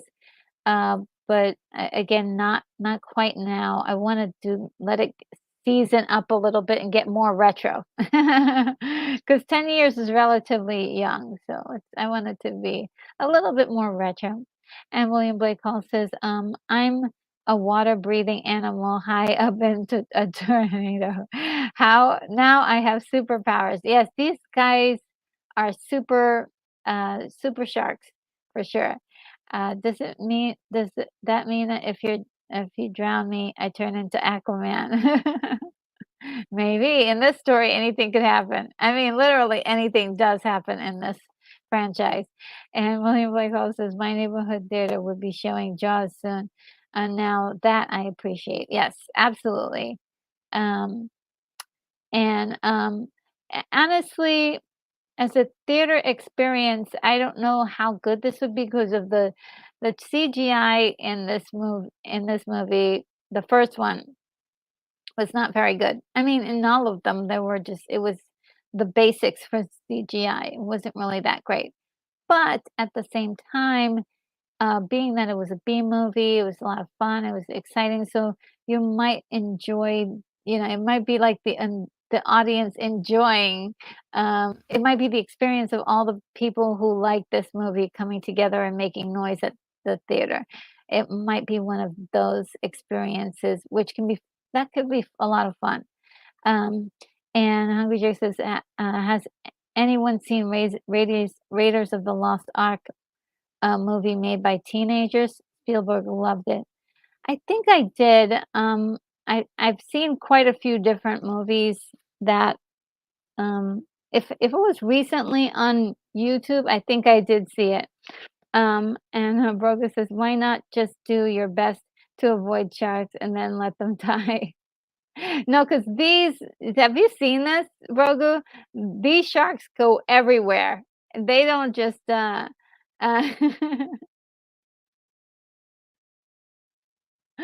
they don't just, um, hang out in the tornado. They, like, fly into your office while you're working, in a while you're in a boardroom meeting or something. They, like, fly into your bathroom. I mean, these sharks are weird, and I think that's the whole ridiculousness of this story. If you, are into, like, good stories and all that stuff, or that's this is not gonna be for you, but if you like schlocky, fun movies with, that throw the rules out the window, this is a great movie for, to, to watch if you don't mind a little silliness every once in a while. And Maddie Sadie says Indy 5, in the in the dirt. And Daryl Johnson says, "Did any of you see Princess Bride home home movie?" Um, I'm not sure what that is. Home movie. Maybe I did. Maybe I did. I don't know. It's on YouTube. Okay, I'll have to look it up. I'll have to look it up. Um, uh, and says a lot of actors, great special effects. Ooh, okay.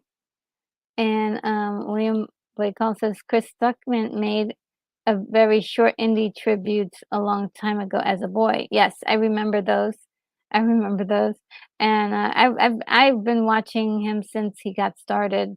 Uh, since it like way back. Uh, and most people have, I think. That's why he's got millions of subs. And Brogu says, "Yeah, I've seen Sharknado. It's amazing how they fly right into your room and right on top of your head. Yeah, they just show up. They just it's movie magic. Yeah, exactly." And William Blake called Brogu. Have you seen the latest Mission Impossible? Tom Cruise manages something a lot like that. I can imagine. I can imagine.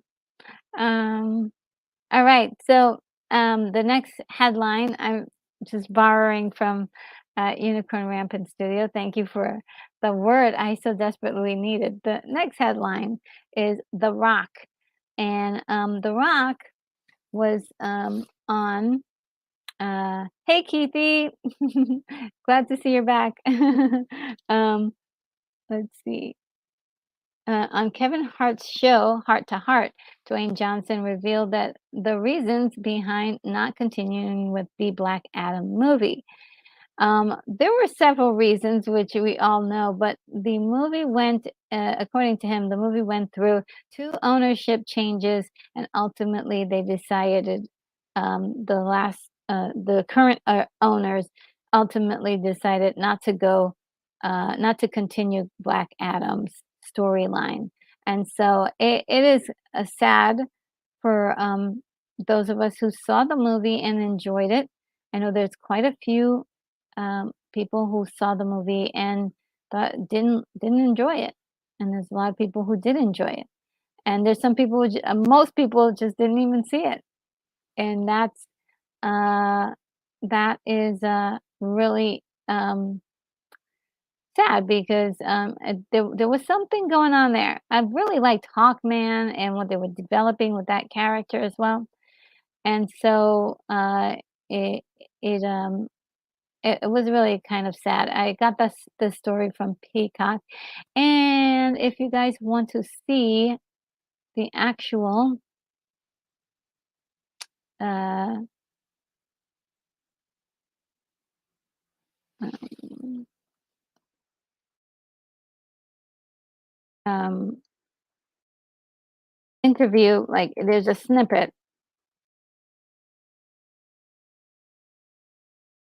Here is the link in the chat, and, let's see, let's see. And call says, "I see The Rock, and I wish Nick Cage was back at Alcatraz." M Brogu says, "The Rock saw the writing on the wall, and he didn't wanna have nothing to do with it." Um, and Brogu says, "I saw the movie, I thought it was fine." Yeah, I thought it was entertaining, I enjoyed it, and I really wanted to see more, because they were just setting up the characters, and then it was like, here's the setup for the characters in the movie, and then nothing. Um, so that was kind of sad.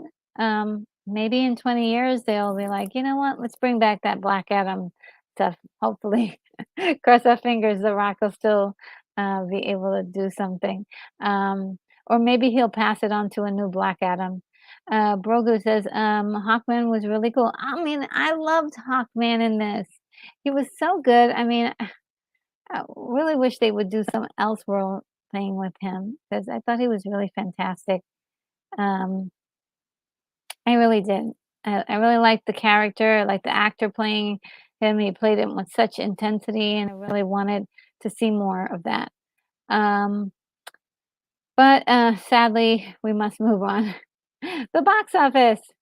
So the box office is really pretty much looks a lot like the same, but it's changed just a little. We've got Barbie number one. I got Oppenheimer as the second runner up. Is doing exceedingly well for this kind of movie, which I think if it came out without Barbie even being in the picture, would have maybe gotten buried under a lot of these other movies. But because of the whole Bobby, Barbieheimer thing, people are seeing this as a double feature, or they're seeing it as movies that they must catch. If you're not going to catch any of the other movies, you're going to catch Barbie and Oppenheimer. And so that has been kind of exciting for this movie.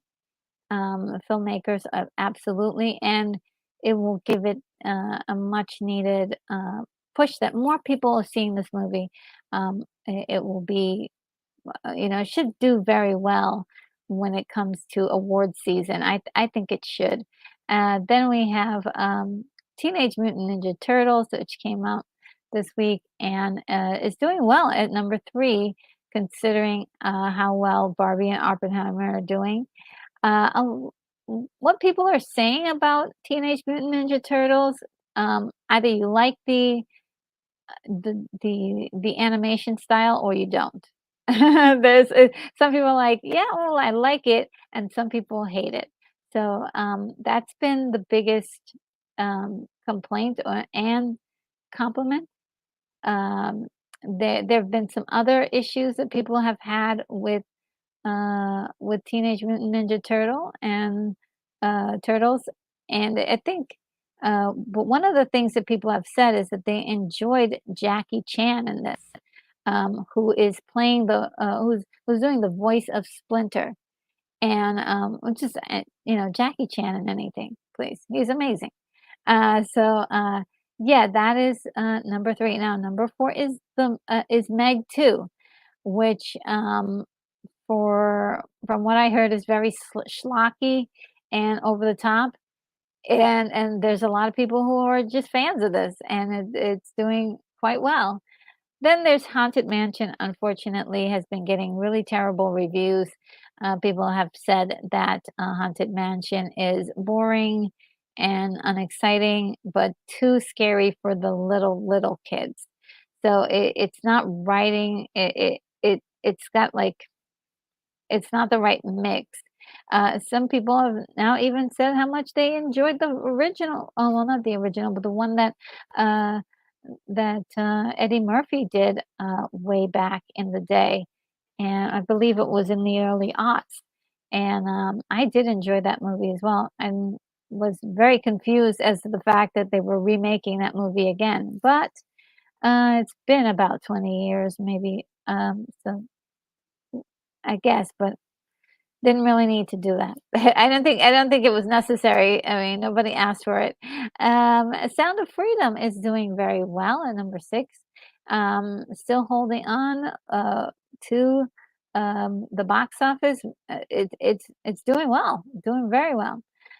Mission Impossible, Mission Impossible was hoping to be where at least Barbie and Oppenheimer are right now, but unfortunately, it got swallowed up by the wave. It got swallowed by the wave of not only, Barbie Oppenheimer, but also this wave of new movies that came out last week, and Sound of Freedom has been, doing better than Mission Impossible, which is, just something to, you know, to, to take notice of, and I'm sure that this is not gonna be a bad movie. Mission Impossible, this is Tom Cruise who we're talking about here. But again, it's no longer enough to just be a good movie. There must be more to whatever it is that you're doing at the theater. People are looking for a lot more. Um, then we've got Elemental hanging on by a thread.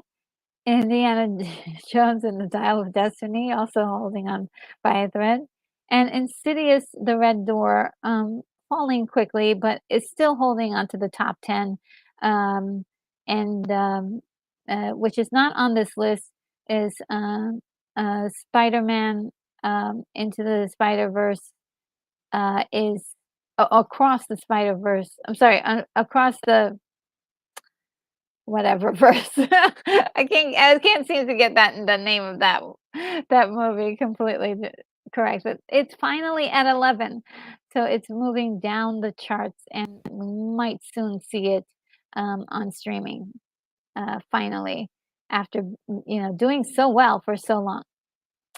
Into the Spider-Verse, I think. Across the Spider-Verse. And so let's see what you guys are saying. Hungry Jerk said, "Had a great time, RNG. Thank you, gotta go." Oh my god, okay, you have a great day. Again, thanks for stopping, hanging out with us for, like, nearly 2 hours and hang I know this isn't the best subject matter for you, but, I do appreciate your comments. And, Rogu says, "They showed Henry Cavill as Superman at the end along with The Rock as, Black Adam, and it's funny, neither one of them are gonna play those roles ever again." Yeah, it's really weird. I don't understand it. And Daryl Johnson says Barbie with, Mongo Robbie. Uh, um,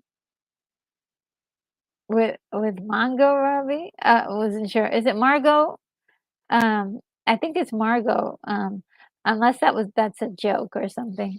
Um, and, Hungry Jerk says, "The original TMNT comics, the they carried swords and machine guns tamed down for kids." Yep, they did give it they did PG it up, uh, and they wanted to sell those toys too. And William Blake Collins says, "To get, fed hungry." Go get fed hungry. And, William Blake Hall says, "Maybe the next Mission Impossible movie should be called Dead Reckoning: The Revenge." Maybe. It needs something to it, you know, like I said, it's no longer okay to just be a good movie. It's gotta be outstanding. It's gotta do something incredible. It's gotta wow the audience.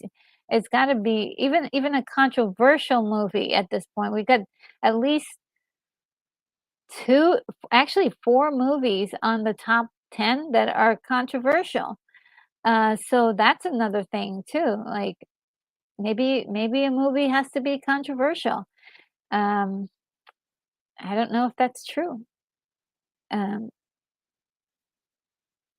and Brogu says that's funny. Tom Cruise was promoting Barbie and Oppenheimer, and those 2 movies outdid his movie. Life is funny that way. Yes, I mean he did a lot for that movie, which is very selfless. And I think as much as people will say about Tom Cruise, maybe whether you like him or not, he has definitely been a big proponent of people going to the movies. That was the right thing to do, actually, at that time because he was in a no-win situation. He really was.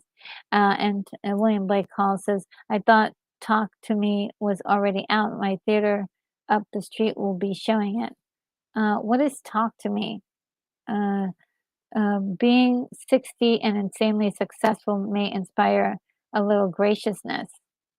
And Daryl all right. Don't make me say it though. And Daniel William Winkle says there, I can see it now. Uh, Margot Robbie as Princess Aura. Dale Arden, watch out. Oh, the Hidden is here. Hi, the Hidden. Why do you think Warren WB thought it was a good idea to have actor George Clooney cameo in a Flash movie after his Batman received 11% on Rotten?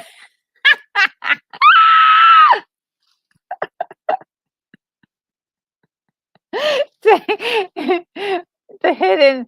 Okay, just right, hit for the go for the jugular, like, oh my goodness, wow. No mercy today, that's all I can say. I don't know, I have no idea why you would make a decision like that as an executive or any sort of person with um, I don't know. I don't know. This is all the stuff that's baffling to me. It makes me scratch my head, and then other people are like, "Oh, this it's gonna be amazing." Well, look at the, I don't know. I don't know how this is gonna play out because maybe all the storylines are gonna fall into place and something will make sense, but it seems like The Flash was doomed to fail because there were so many people that had their hands in the so many too many cooks in the kitchen, too many cooks in the kitchen, and it was also overcooked. It was overcooked and too many people in the kitchen adding more and more ingredients, and none of it made sense. And I'm just kind of um, exhausted of you know their excuses for what they're doing. I don't know. This is rough. This is very rough. They didn't want to work with Ben Affleck, and actually give him a juicier role, but they wanted to put, George Clooney in. No offense to George Clooney, I enjoyed the heck out of Batman and Robin, but, that was an odd choice for sure. Um, and, Since Daryl says, Tom is not a bad guy, referring to Tom Cruise. Yeah, I don't think so. I mean, I do know that there are quite a few people who don't enjoy him, or that don't like his personal stuff. But other than that, as a entertainer, I think he's great, and I think he really does want to keep the movie business going. So that's just my thought. Thomas only 5'6", yes. And, William Blake Hall says, "Clooney endures. He reminds me of REO Speedwagon's role with the changes." Interesting. And, Brogu says, "The hidden, taking them out click, nice move." Yeah, the hidden one for the jugular. Didn't say hi or anything, didn't say the all the pleasantries, just go for it like wham! I was like, "Wow." But, yeah, um, just oh my goodness, that's tickling me right now. William Blake Hall says he was a helpful space ghost to, uh, Sandra Bullock, far more recently. Oh, Clooney? Oh, okay. Uh, yeah. So yeah, that's the box office, guys, and, I like doing the box office, results here because it just keeps you in mind, like, what's going on out there, what's going on in the movie business, and what's doing well and what's not, you know? Um, and, the hidden says, "Someone has to ask the tough question. Not only did Batman and Robin receive 11% on Rotten Tomatoes, the director apologized uh for his role in developing it. Yes, it's really sad to see was it Schumacher um, do that. Who was it? Was it Schumacher? Or it was really um, disappointing to see him have to do that. I enjoyed the film, but I know a lot of people hated it with a passion. And Bogus says, "I bet if Retro was in the latest Mission Impossible movie, it would have done better." I would have seen it many times. You're so sweet. Very nice and kind words. Thank you so much. And William Blake Hall says, "I like the idea, but I would not wish her peril to life and limb." Yes, because yeah, I don't I don't know if I'd have to do the stunts that the ladies had to do in that movie. Incredibly, I didn't see the movie, but I know some of them look really, really insane. And so I do have one last thing, which is a channel recommendation for us people who love retro things. Let me see if I can pull up the um,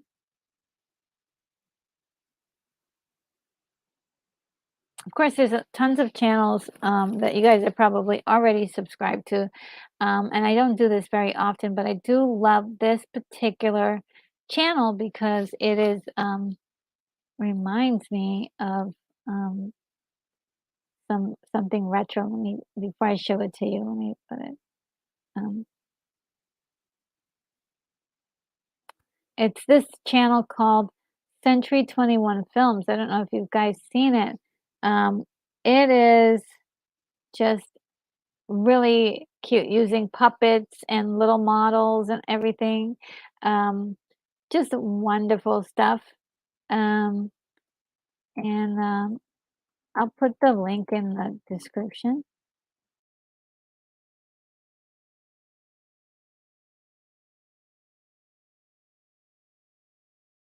They do like full skits. I mean, they really give you a lot and sometimes behind the scenes stuff. that's really cool. And I love puppetry and all that stuff, but kinda reminds me of some of the stuff that they did in the '50s and '60s, well, the '60s mostly. Um, and, oh, oh, wait a minute, I just jumped. Brogu says, "If Retro was in the Batman movie for for that matter, well, you guys know where I'm going to go with this." William Blake Hall says, did we already discuss They Clone Tyrone? The advertising reminds me a bit of Sorry to Bother You, oh, which I never saw that movie. But yeah, we did cover it. It was the first one that we covered. I can do a general assessment for you really quick. Um, I loved it. I gave it an 8.5. And, William Blake Hall says, "Jerry and Sylvia Anderson live. Thanks, Retro." Thank you. Yeah. Um, and, it is, uh, it is, like, a lot of fun, that movie, in my opinion. It is, as I explained before, it is almost, let me see if I can go all the way back on this. Bear with me as I'm trying to figure out how to. Okay, well, I'll just have to go through each slide then. La la la la la. Oh, la la la. A little music for you guys. Uh, there we go. So yeah, for Day Clone Tyrone, I really liked it. One of the things that I really enjoyed about it was the use of color. The set designs, I didn't talk about the set designs, really nice design work, um, great costumes, and, each actor definitely gave us a different, um, look at, at their portfolio, which is like they're doing stuff in this movie that I've never seen them perform before. So, um, John Boyega is incredible. He is just I've never seen him like this. That's all I'm saying. It just leaves me a little speechless how good he is in this movie. So, uh, 8.5. And William Blake Paul says 8.5 is a good rating. I've seen your ratings 8.4 where things get a little bit iffy. Yeah, yeah, yeah. This is actually good. Um, I know that the whole it's very much a satire. It is part comedy, part science fiction. It has some of the tones of Get Out where you know there's something being said there, but it's done in a very creative way, and that is definitely um, where this movie is coming from. The story gets better as you get to the end, and also at the end, it feels like there's going to be more. So, but it doesn't feel as if you need more, right? It just it ends at a great spot. It feels like one story, but there could be more, and I do love that. Absolutely, just do that quickly. And Grogu says, um, "Love the Thunderbird series. How about you, Retro? Have you ever seen it?" Absolutely, yeah. That's why the 21st century films really appeal to me. It's got that look, um, and it's got everything going for it. So I just you know adore it, adore that channel, and I adore the Thunderbirds. I wish I had those models so I could do my science fiction story. And, when Blake Hall says, "I also sensed it might be a bit like Us, some giant secret project at work." Yes, yes. it has that feel to it, which is great. I mean, I love a good conspiracy theories story where people uncover conspiracies, but it's also um, it's got comedy in it, so there is a comedy element to it, um, and I think it's fun. I really enjoyed it. I really did. And that number 8.5 is going up each time I see it. I want to raise the score. So Brogu says I like that trench coat and hat outfit, and Yo-Yo had the the trench coat and outfit that Yo-Yo had when mailing the envelope. I pictured you doing that RNG while I watched the movie. Well, that's very specific and and strange, but yes, that was a really cool moment in the film when she did that. That was really cool. Um,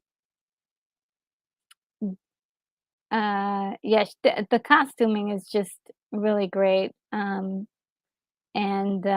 this is just some scenes from the movie if you haven't seen um, some of the clips or things, but it's very interesting.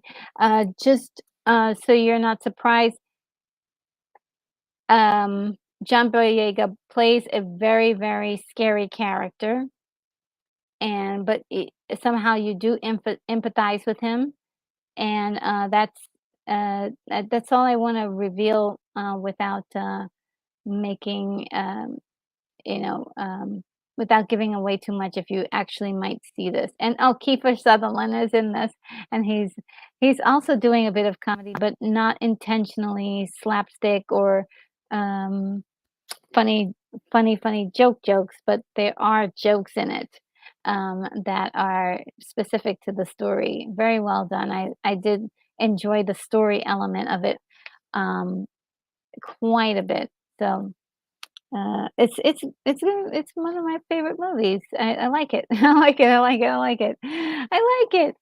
And I think that's it. We have gone through all of the story topics and headlines and everything. I think that was the last of it. So yeah, that was it, guys. Anything else that you guys wanted to talk to me about? I'll leave it open for questions or any last minute topics you guys wanted to go over. And Brogu says, I didn't mean for it to sound strange. Sorry. It's okay. I understood it because I saw the scene. I'm picturing it in my mind. I'm like, okay, yeah. But if somebody else was like listening, it sounds like something else. And William Blake Hall says, "Did you just do all of this allergy free? If so, congratulations." Well, I wouldn't say that. I did have some moments of using my tissue, but it was mild. It was mild today, so we will always be thankful for that. And the hidden says, "Thanks for the show. Sorry again for the typos." Oh, no problem. By the way, I always love your questions. Always feel free to ask as many questions, and don't worry about the typos. We get around those darn things. I'm going to actually save this for the outro. Um, and and everybody calls says, "Bravo!" Yes.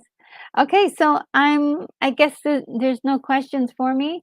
The next video that's up is that we're going to be doing a live stream is going to be let's see. I'll need to find my document with my live streams just to like fill you guys in on what's coming up next. On Friday, um, uh, there will be another Terminator Fixing the Franchise Part 2 episode in which we'll be looking at Outcast Creatives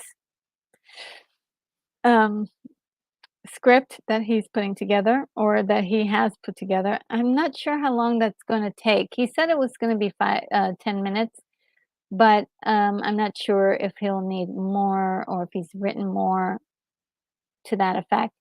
And I do have a mock-up of some of the ideas that I'm putting together um, for fixing the franchise, but, that might be a part 3 as well. So I can start off with, with it on Friday, but it's really, fascinating, interesting, and, what's another word? It is time consuming as well. So, I'm trying to do it while also doing my other, things that I have to do. I thought it was gonna be easy, but it is not easy. And then Saturday, of course, we are going to be doing a watch party for Outland 1981. And next week, we have a new movie coming out on Netflix, which is Heart of Stone with Gal Gadot and as a lead. I'm not sure if that's gonna be good. It looks like it might. I'm not sure. I'm sure Gal is not gonna be in a movie that's not good. So I think that I think she'll be in a good movie, but you never know. So I will watch that movie and let you guys know next Wednesday if it's any good. Um, and then um, of course we will be doing Terminator the part 3, and then there's also going to be um, we're gonna do heavy metal on the 19th, just to let you guys know. So that is the future. It's the future of Retro Nerd Girl, the channel live streams. And let's see, you guys have been talking. Um, let's see, Dow Jones says, just got back from recycling and read it. Bro, I was like, wow, I'm surprised William didn't get half to you. What is that? I have no idea, what that one was about. Um, and Keith, he says, "Always blame Siri." Yes. And, Daryl Johnson says, is saying hi to Keith, and, her real review is here. Oh, hi. Hi, RNG, one of my favorites of the year, of the movie, they call him Tyrone, is it? I enjoyed it so much. Didn't expect that. I was like, "Oh, this is gonna be really insulting my intelligence," and it didn't. It was like it was good. It was really good. And Unicorn Rampant Studio, thank you so much for the $7 super chat. Mild allergy day. Hope it stays gentle for you, RNG. I've got a star, a unicorn, and an astronaut girl. Thank you. Let's see. We've got, why don't you tell me, do you want puppies or unicorn today? Which one do you want? Do you want puppies or unicorn, unicorn? Let me know which one you want. I'm waiting. Puppies or unicorn, unicorn?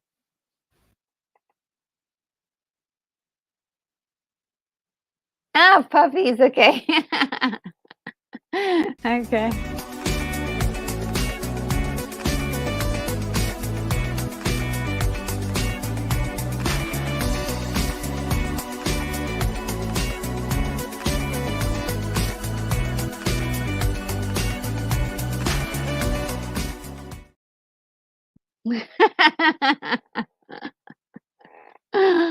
Oh, that was so much fun. Thank you once again. I really appreciate all the things that you do for the channel and just being here. You've been you and Keithy have been at every single last, um, live stream that I've had, and I really appreciate you guys. You guys are so awesome, so I'm gonna get teary-eyed. I'm gonna start leaking, so I'm not gonna do it, I'm not gonna do it.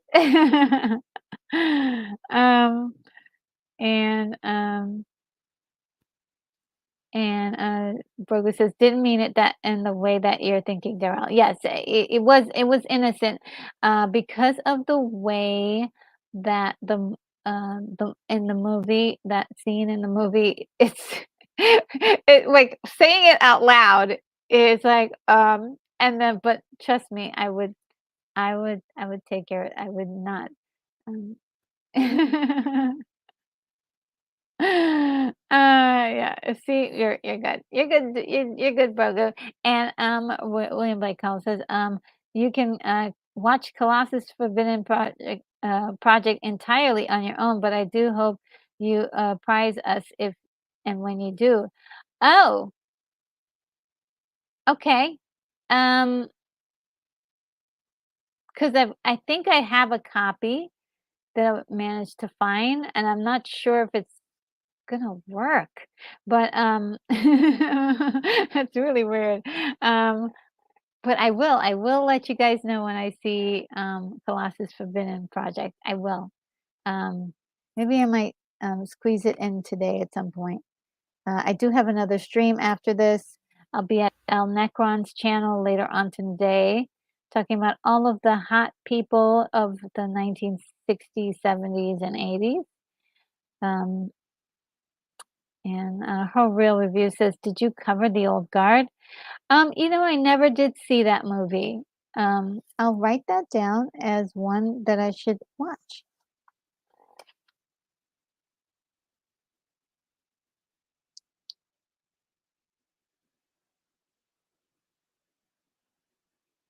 Yeah, never did see that one, and I would probably like it because I like vampires and I like Charlize Theron and Theron.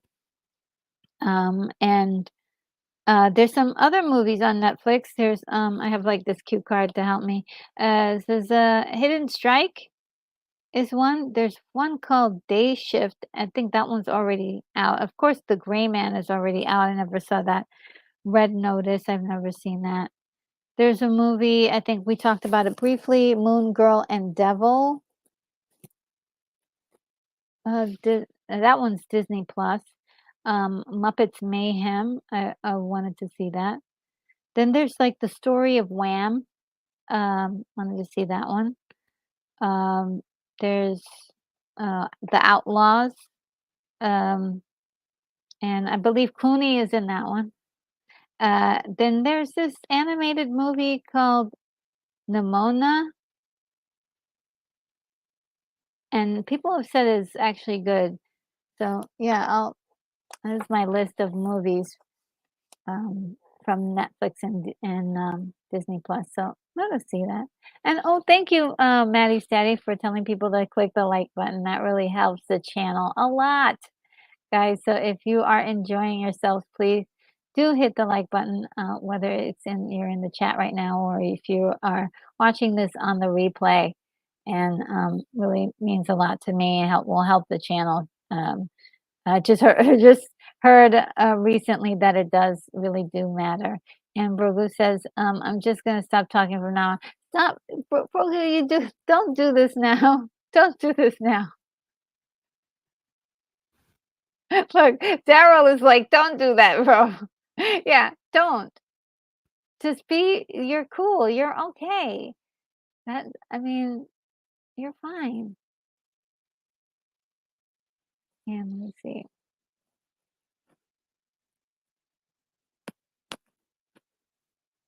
Um, and Unicorn Rampant Studio says heavy metal. Yes, I can't wait. It's one of my favorite movies. And so I can't wait to see heavy metal. Um and William saying to be like 21, anyone want to be number 22. And her real review says John Boyega is really showing the Star Wars franchise, that he had so much more to offer. I know. This is like, somebody get this man a job, because he really is underutilized in, um, just underutilized completely. He was such a great actor, and he's not getting the opportunity to do anything. Um, I had no idea he had it in him. Um, and William Blake Hall says, "Unicorn deserves special unicorns and puppies video." I know, all together, right? Maybe maybe we can come up with something. And there's the puppies. Puppies, yay! And yeah, Keanu with puppies, that's the best, right? Um, and maybe next year. And let's see.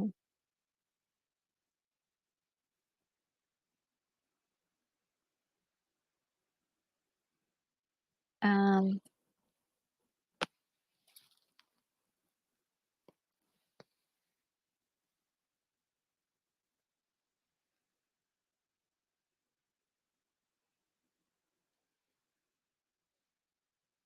and William Blake also says, "We may need Brogu comeback video to put up from time to time." Yes, don't go away, Brogu.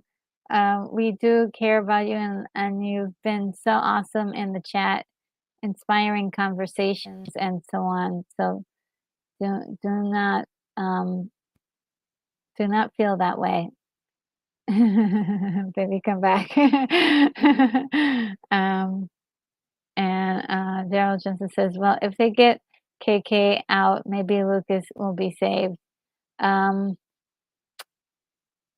um, I don't think that's the only answer. They have big problems. Um, and, her real review says, "I was way too young watching heavy metal." Yeah, me too, but, I enjoyed it a lot. Uh that movie was is really cool. Yeah. Um, and,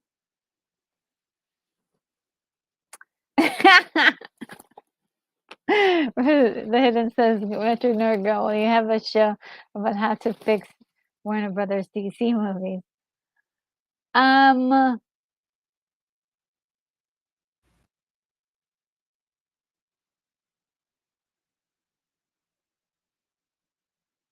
I really don't know enough about. I know a lot about stuff, but, uh,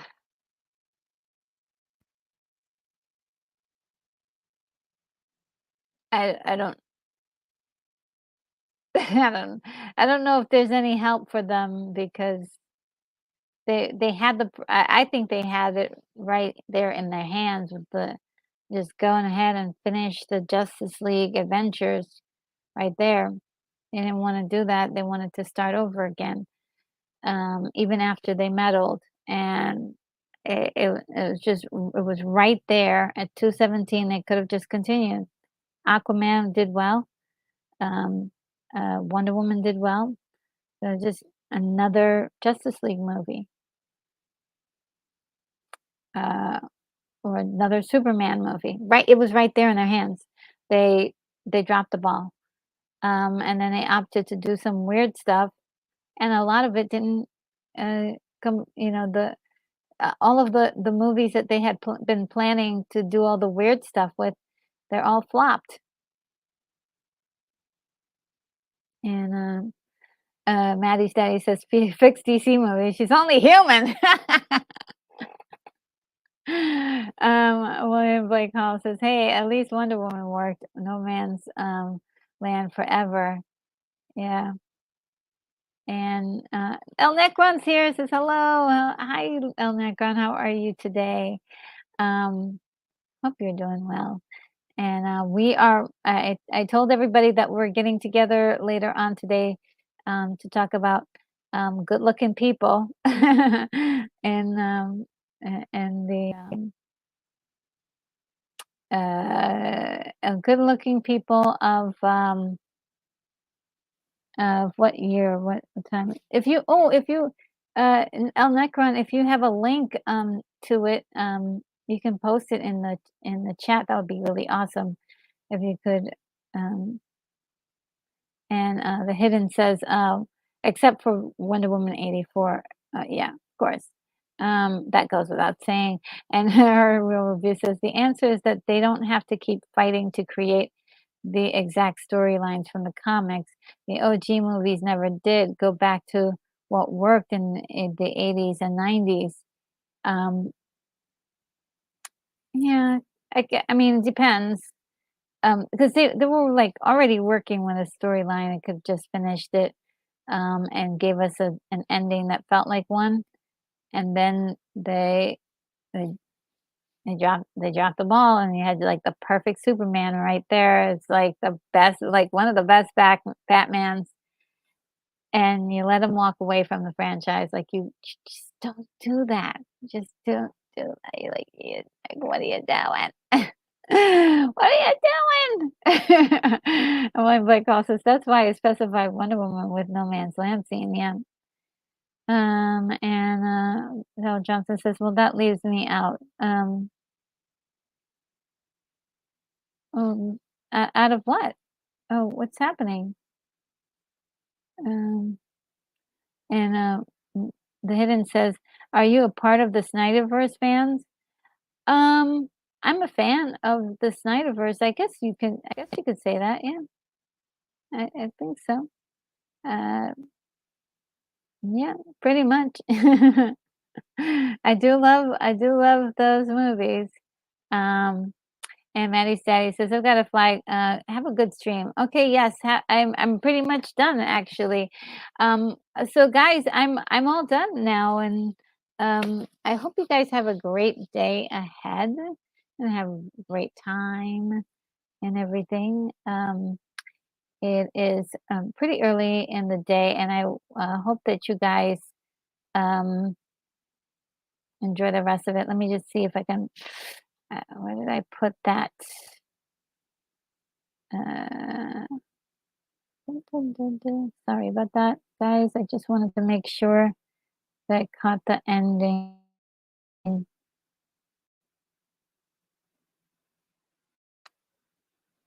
I don't have it. Um, oh, talking about good-looking people that leaves you out. Oh, don't say that. And then, William Blake Hall says, "The eyes of love are forgiving many of us." And the her review is, "I'm getting ready for the Beyonce concert, but I'll see you later." Oh, wow! You have fun. That sounds incredible. Oh, okay, guys, El Necron put a link in the chat of um, our stream that's happening on later on tonight on his channel, where we'll be looking at all of the good-looking people from like the 60s, 70s, and 80s, and so it's like stars, female. There's gonna be mostly female, but I'll contribute to the male part. and and let's see. Um, you guys are look at this one. Please don't say that. You guys are nice people. So I don't think you should say those things about yourselves. Good vibes, you got this. Thank you so much, Reveal. Yes, you have a great night and enjoy yourself. Oh gosh, yes, definitely enjoy yourself. Um, Retro keeps us in check. Ah, you're so sweet. Yeah, it's been a great show, and the last one was really good too. So if you guys can go to his channel and check out the last show that we did together. It was really really fun. Um, and William Blake Hall says, "I used to get compared to Pierce Brosnan, but now it's always uh, it's always Oliver Platt." Well, I don't know who's Oliver Platt. All right, well, guys, I'm gonna get going here, and it's been 2 hours and 30 minutes for you guys. I don't want to keep you indoors all day. It's a nice day for some people. Um, uh, and uh,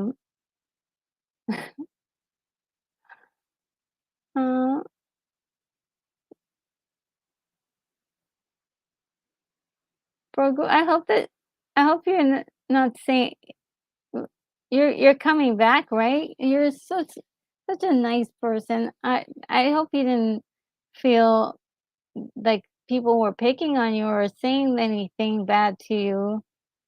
Um, we really appreciate you around here. I hope you know that.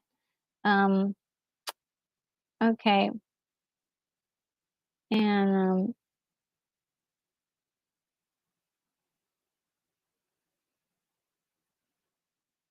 let's see. Um, let me get some stuff.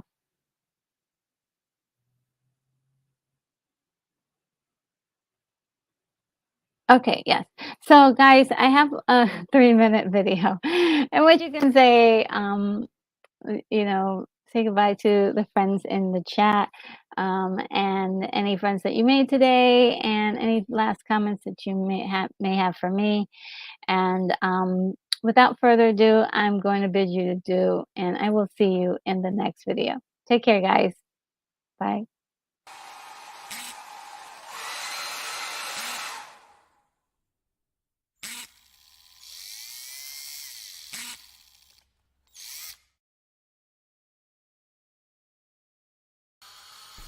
Retro Nerd Girl, you are clear for takeoff.